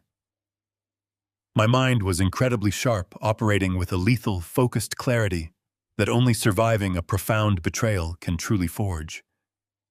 The dedicated security personnel and administrative staff smiled warmly as I passed their eyes, reflecting genuine relief and profound respect. They had all witnessed the chaotic, sudden departure of my treacherous stepson, and they knew the rightful architect of the company had fully returned to his throne. The heavy elevator doors slid open, delivering me directly to the top floor. I walked down the silent, carpeted hallway and stepped into my massive corner office. The panoramic view of the Chicago skyline was absolutely breathtaking, a sprawling testament to the relentless ambition and sheer determination that had built this empire from a freezing concrete garage. I sat down behind my wide mahogany desk, resting my hands firmly on the smooth wood. The air in the room felt remarkably clean, completely purged of the toxic, arrogant energy Brandon had infected it with during my brief medical absence. I took a slow, deep breath, savoring the profound silence of absolute control. I reached over to the secure phone console and pressed the intercom button. I asked my executive assistant to locate Sarah Jenkins and send her to my office immediately. Less than 5 minutes later, the heavy wooden door swung open. Sarah stepped inside carrying her usual stack of financial ledgers and analytical reports. She looked tired but incredibly sharp, her eyes carrying the same unyielding grit that had helped us navigate the treacherous corporate battlefield for years. She sat down in the leather chair opposite my desk, placing her documents on the polished wood. She began to brief me on the latest quarterly projections, rapidly listing off complex data points and international revenue streams. I raised my right hand gently, signaling for her to stop. "I did not call you up here to discuss the quarterly margins, Sarah," I stated calmly, my voice carrying a deep, resonant warmth. "I called you here to discuss the permanent future of this company." I leaned forward, folding my hands together on the desk. When I was lying completely helpless in that intensive care unit surrounded by people who were actively plotting my immediate demise, you were the only person who possessed the courage and the loyalty to stand by my side. You risked your entire professional career to smuggle those documents into my room. You saved my life and you saved the legacy we built together. Sarah lowered her eyes, a rare display of quiet emotion washing over her face. "It was the only acceptable course of action, Richard," she replied softly. "I could never let them destroy what you created." I smiled, a genuine expression of profound gratitude. "I know," I said, "and that is exactly why I am officially terminating your current position as Chief Financial Officer." I slid a heavy embossed leather folder across the desk. "Effective immediately, you are the new Chief Operating Officer of this corporation. You have full executive authority, complete board voting rights, and a significantly expanded equity stake." Sarah stared at the leather folder, completely stunned by the magnitude of the promotion. It was a position she had rightfully earned a dozen times over a position Brandon had shamelessly occupied through nepotism alone. She slowly opened the cover, reading the formal executive decree. I watched the realization settle over her, a beautiful mixture of professional pride and immense relief. "We have a massive amount of work to do, Sarah," I continued, my tone shifting back into a focused, commanding rhythm. "We are going to aggressively expand our logistics network, and I need a truly lethal operational commander to lead the charge."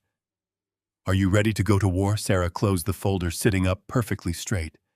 Her eyes locked onto mine, burning with fierce, unstoppable determination. "I am absolutely ready," she declared, her voice steady and powerful. We spent the next 3 hours mapping out a comprehensive, highly aggressive corporate strategy, entirely reshaping the company hierarchy and permanently purging every single useless executive Brandon had foolishly hired during his arrogant tenure. Once she finally departed my office to execute our new directives, I requested another essential meeting. Harrison Cole arrived shortly after lunch, carrying his signature leather briefcase and wearing his usual expression of cold, professional detachment. We had a different kind of restructuring to finalize. I instructed him to completely dissolve my previous last will and testament, systematically erasing every single mention of Cynthia Brandon and Tiffany from the binding legal text. "I refuse to leave a single dollar to pure, unadulterated greed," I explained to my attorney as he quickly drafted the new legal parameters. I directed Harrison to establish a massive, highly structured philanthropic trust. The vast majority of my personal liquid wealth, totaling hundreds of millions of dollars, would be permanently dedicated to funding advanced medical research facilities and comprehensive educational scholarships for underprivileged students across the city. Furthermore, I legally mandated that the remaining substantial corporate equity would be evenly divided among the incredibly loyal, dedicated employees who had faithfully stood by my side during the darkest, most challenging years of my business. The mechanics working in the distribution centers, the software engineers writing code through the night, the administrative staff who kept the machine running. They were my true family, and they would rightfully inherit the massive fruits of our collective, tireless labor. Harrison recorded every instruction with flawless precision, legally fortifying the new documents against any potential future challenges.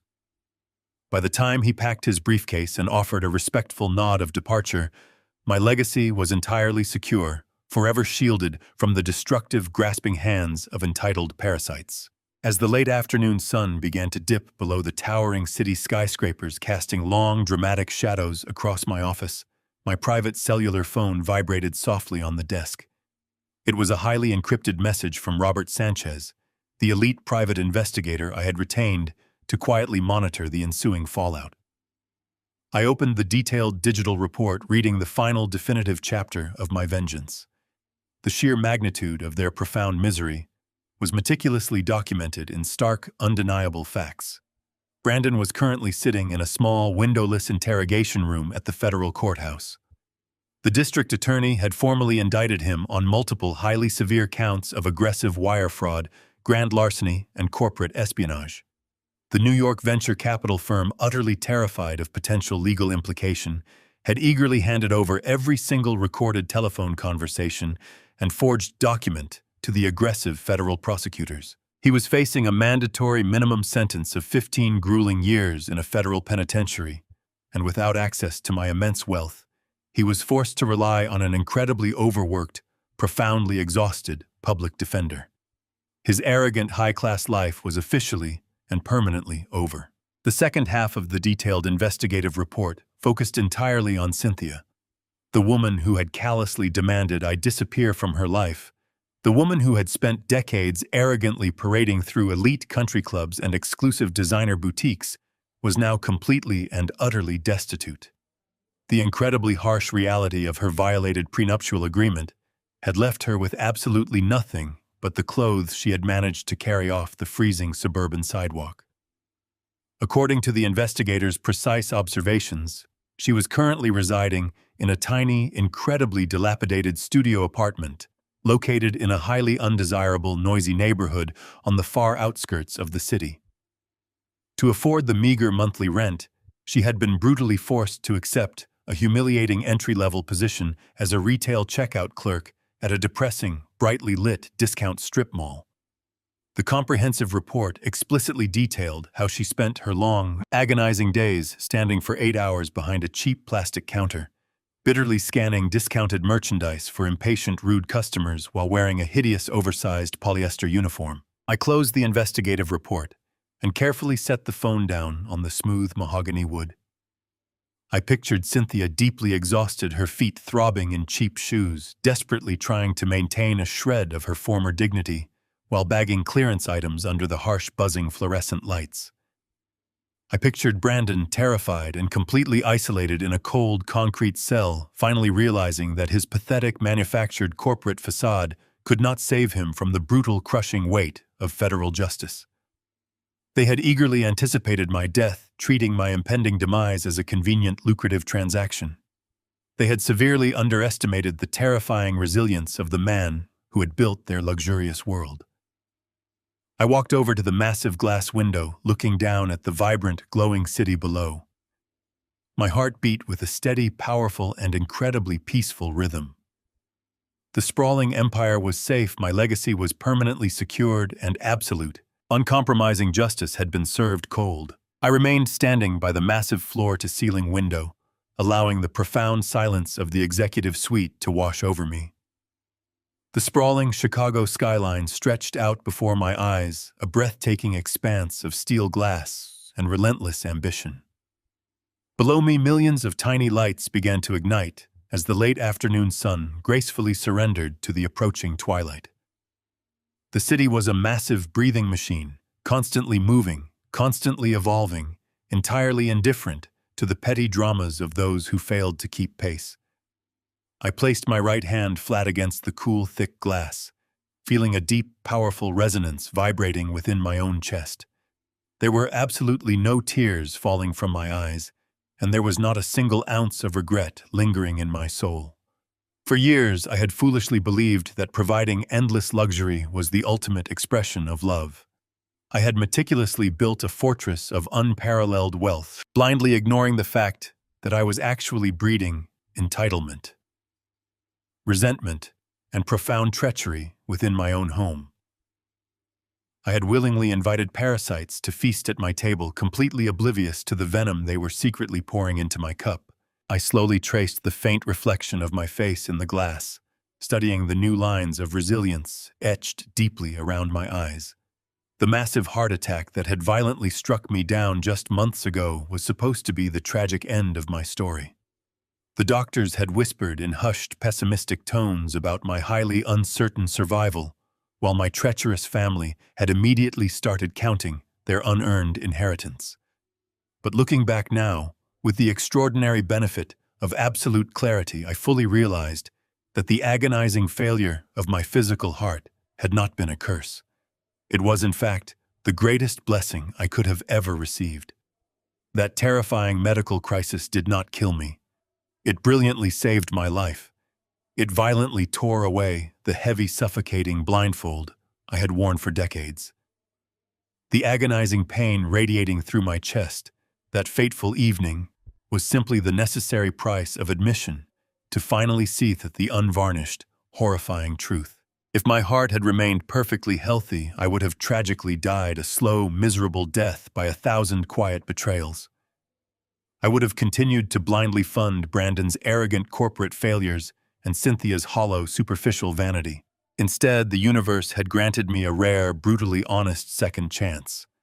I had been given the unprecedented opportunity to observe my own funeral while still drawing breath. I was allowed to witness exactly who remained loyal and who instantly transformed into a scavenging vulture the moment they believed I was a defenseless corpse. Excising Cynthia and Brandon from my existence had initially felt like a highly dangerous, incredibly painful surgical procedure. They were deeply embedded infections clinging fiercely to the healthy tissue of my hard-earned empire. But now, with the toxic elements permanently removed, the incredible healing process was accelerating at a remarkable pace. The stifling atmosphere of deceit and manipulation that had quietly poisoned my life was entirely gone. I no longer had to constantly decipher hidden motives or politely tolerate their endless greedy demands. I was completely unburdened, beautifully liberated from the heavy, invisible chains of manufactured family obligation. The profound sense of empowerment flowing through my veins was incredibly intoxicating. I had faced the ultimate betrayal orchestrated by the people sleeping under my own roof, and I had absolutely crushed them with nothing more than raw intelligence and uncompromising patience. The magnificent corporate machine I had sacrificed my entire life to build was now running smoother and more efficiently than ever before. With Sarah Jenkins firmly established as the new chief operating officer, the executive suite was finally filled with genuine razor-sharp competence instead of pathetic, unearned arrogance. She was actively transforming my strategic visions into highly profitable realities, guiding the company toward unprecedented international expansion. Furthermore, the massive, highly structured philanthropic trusts I had recently established were already beginning to funnel millions of dollars into groundbreaking medical research and vital community development. My legacy was no longer a stagnant pool of hoarded wealth, waiting to be recklessly squandered by ungrateful heirs. It was a dynamic living force for monumental good. I had successfully redirected the incredible financial power of my lifetime achievements to support the brilliant, dedicated individuals who actually possessed the profound work ethic to make a meaningful difference in the world. The exceptionally loyal employees who had faithfully stood by me during the darkest hours of my corporate battles were now officially recognized as the true stakeholders of my magnificent empire. They would reap the generous rewards of our collective struggle. I turned away from the sprawling city view and slowly walked across the spacious office toward a small, elegant mahogany cabinet. I opened the polished wooden door and retrieved a heavy crystal tumbler and a bottle of remarkably rare decades-old scotch. I poured a very modest measure of the rich amber liquid, enjoying the soft, satisfying clinking sound it made against the heavy glass.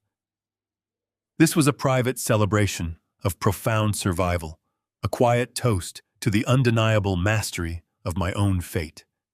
I had not allowed myself to become a tragic, forgotten victim in my own life story. I had refused to quietly fade into the miserable shadows, while treacherous scavengers violently dismantled my entire kingdom. Instead, I had aggressively reclaimed my absolute power, utilizing the full, terrifying weight of my vast resources to enforce a brutal, uncompromising standard of justice. I held the crystal tumbler up to the ambient light of the room, watching the amber liquid catch the brilliant reflections of the city below. I was a man entirely reborn from the cold ashes of absolute betrayal, hardened by the undeniable reality of human greed. I took a very slow, appreciative sip. The complex, smoky flavor of the aged scotch warmed the back of my throat, offering a rich, deeply satisfying contrast to the icy, calculated vengeance I had so meticulously executed over the past month. My mind drifted briefly back to the shivering, pathetic figures of my former family, standing helplessly on that freezing suburban sidewalk. I felt a fleeting, almost imperceptible whisper of memory regarding the woman I once thought I loved, but it instantly vanished, completely eradicated by the harsh, brilliant illumination of undeniable truth. They were currently navigating the incredibly grim, punishing reality of their self-inflicted destruction, while I remained firmly entrenched at the absolute pinnacle of my magnificent world. The sprawling metropolis outside my window continued to pulse with vibrant electric energy, completely unaware of the silent, brutal war that had been decisively waged and undeniably won within its towering steel borders. I slowly walked back over to the expansive, crystal-clear glass, resting my hand heavily against the solid window pane one final remarkably peaceful time. The dark, endless sky above Chicago was perfectly clear, beautifully adorned with brilliant shining stars that pierced through the deep, quiet night. I am Richard Vance, the undisputed, unchallenged master of this magnificent corporate empire, and my brand new life, completely free of any toxic shadows, is finally beautifully and absolutely, gloriously mine forevermore.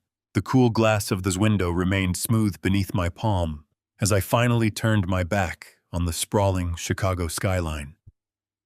The quiet hum of the city faded into the background, completely replaced by the profound tranquility of my isolated penthouse loft.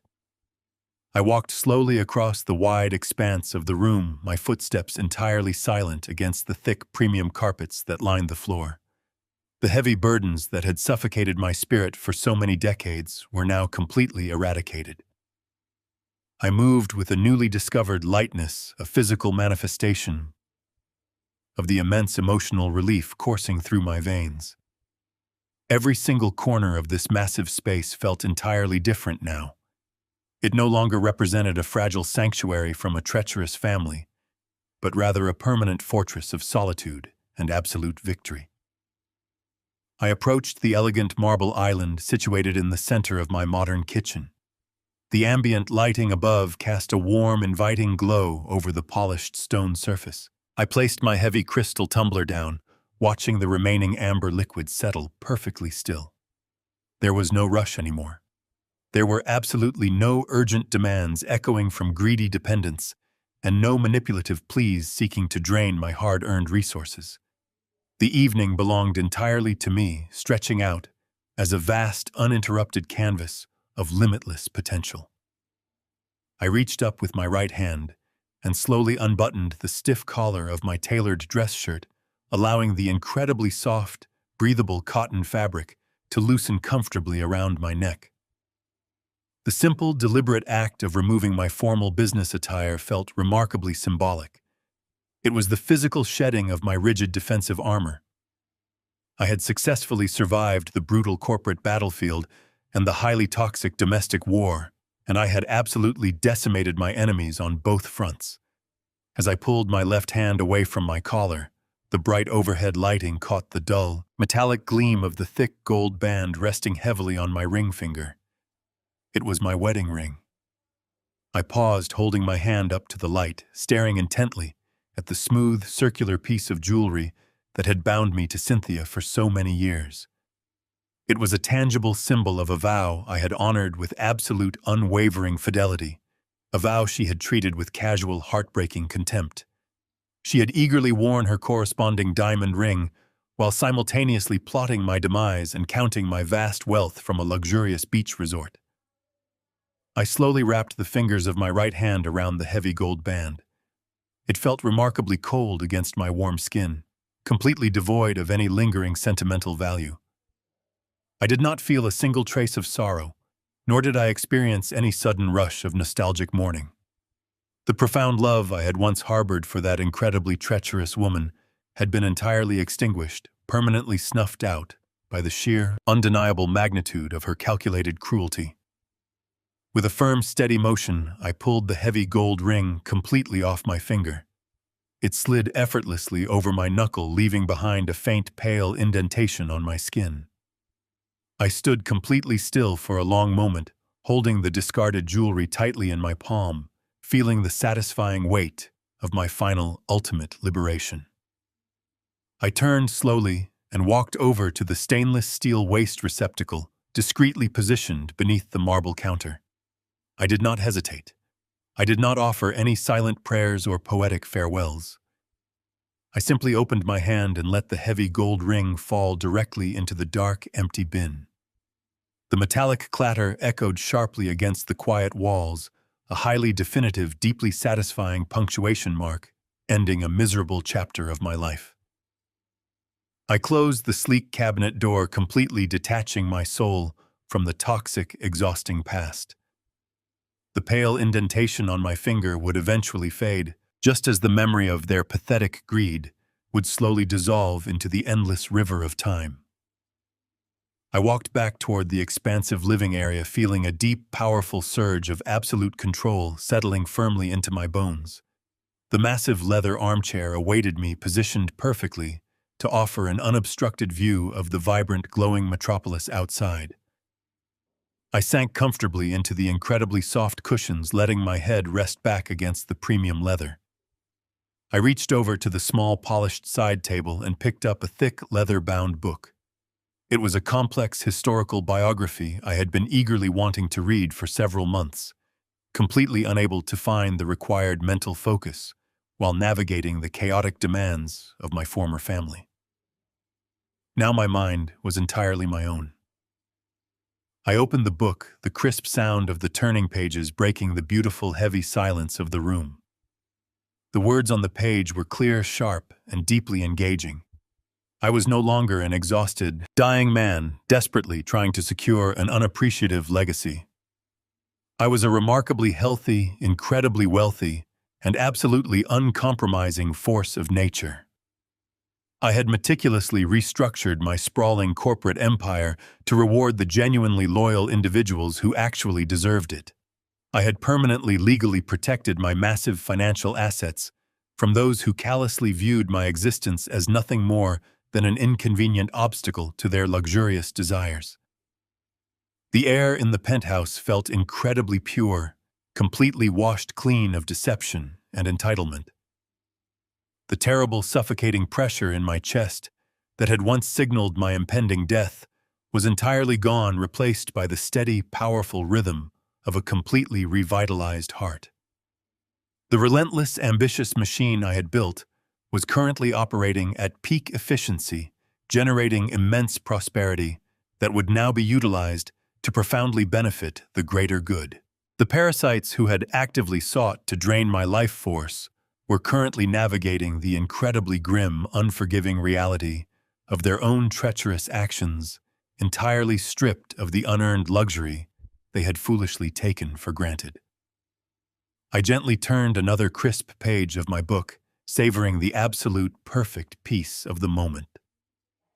The quiet evening stretched before me, a beautiful, undeniable testament to the extraordinary power of survival and the cold, unyielding beauty of absolute justice. I was the lone, undisputed author of my future, entirely ready to embrace the glorious, unwritten pages of my remarkably quiet, beautifully victorious new life. It was a magnificent masterpiece of my own deliberate creation. Some people do not love you. They only love the comfortable lifestyle that your sweat, blood, and sacrifices provide for them. When you are strong and providing, you are their king. But the moment you show weakness or become a burden, they will not hesitate to leave you behind to protect their luxury. Never ignore your gut feeling, and never give anyone the power to write your final chapter. True wealth is not just about the money you accumulate. It is about having the ruthless courage to walk away from anyone who views your existence merely as a financial transaction. Please hit that like button if you truly believe betrayal should always be met with cold, hard justice. Subscribe to the channel for more raw, unapologetic life stories. Drop a comment below to tell me where you are watching from today and what you would have done in my shoes.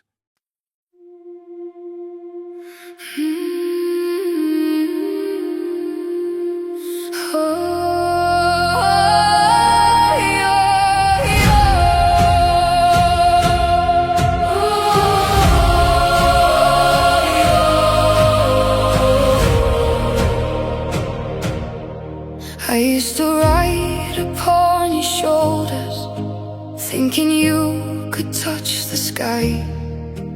Every road felt less uncertain when I saw the world through your eyes. You were stronger than the mountains, taller than the northern pines. And when the winter winds were coming, you would stand between them and I. Time kept moving like the river, years slipped slowly out to sea. But no matter where life took me, you were always part of me. I am my father's daughter, in every step I take, in every time I choose to stand. When it's easier to break, I carry your courage in my heart, your fire inside my soul. And though the years keep moving on, your love still leads me home.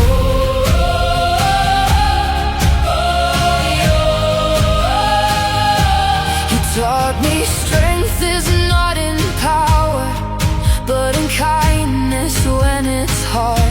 You taught me how to keep on going when the road grows cold and dark. Every lesson, every story, every laugh around the flame lies within me like an echo, calling softly through my name. And when I face my greatest battles, when I feel I can't go on, I can hear your voice beside me saying, child, you're stronger than you know.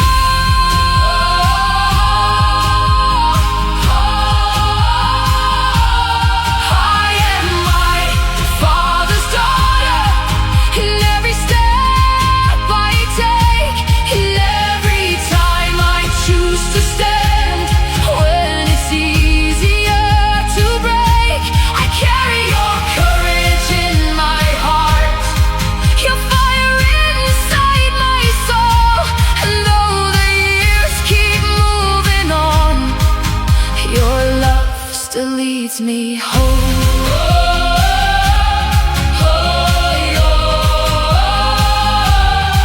One day the snow will cover footprints, one day the fire will burn low. But the things a father gives his daughter are the things that never go. Not the gold or not the stories, not the battles that he won, but the quiet way he loved her and the woman she becomes. I am my father's daughter, and I always will remain. Through every triumph, every loss, through every joy and every pain, the world may change around me, the stars may fade above, but I will always carry with me my father's endless love.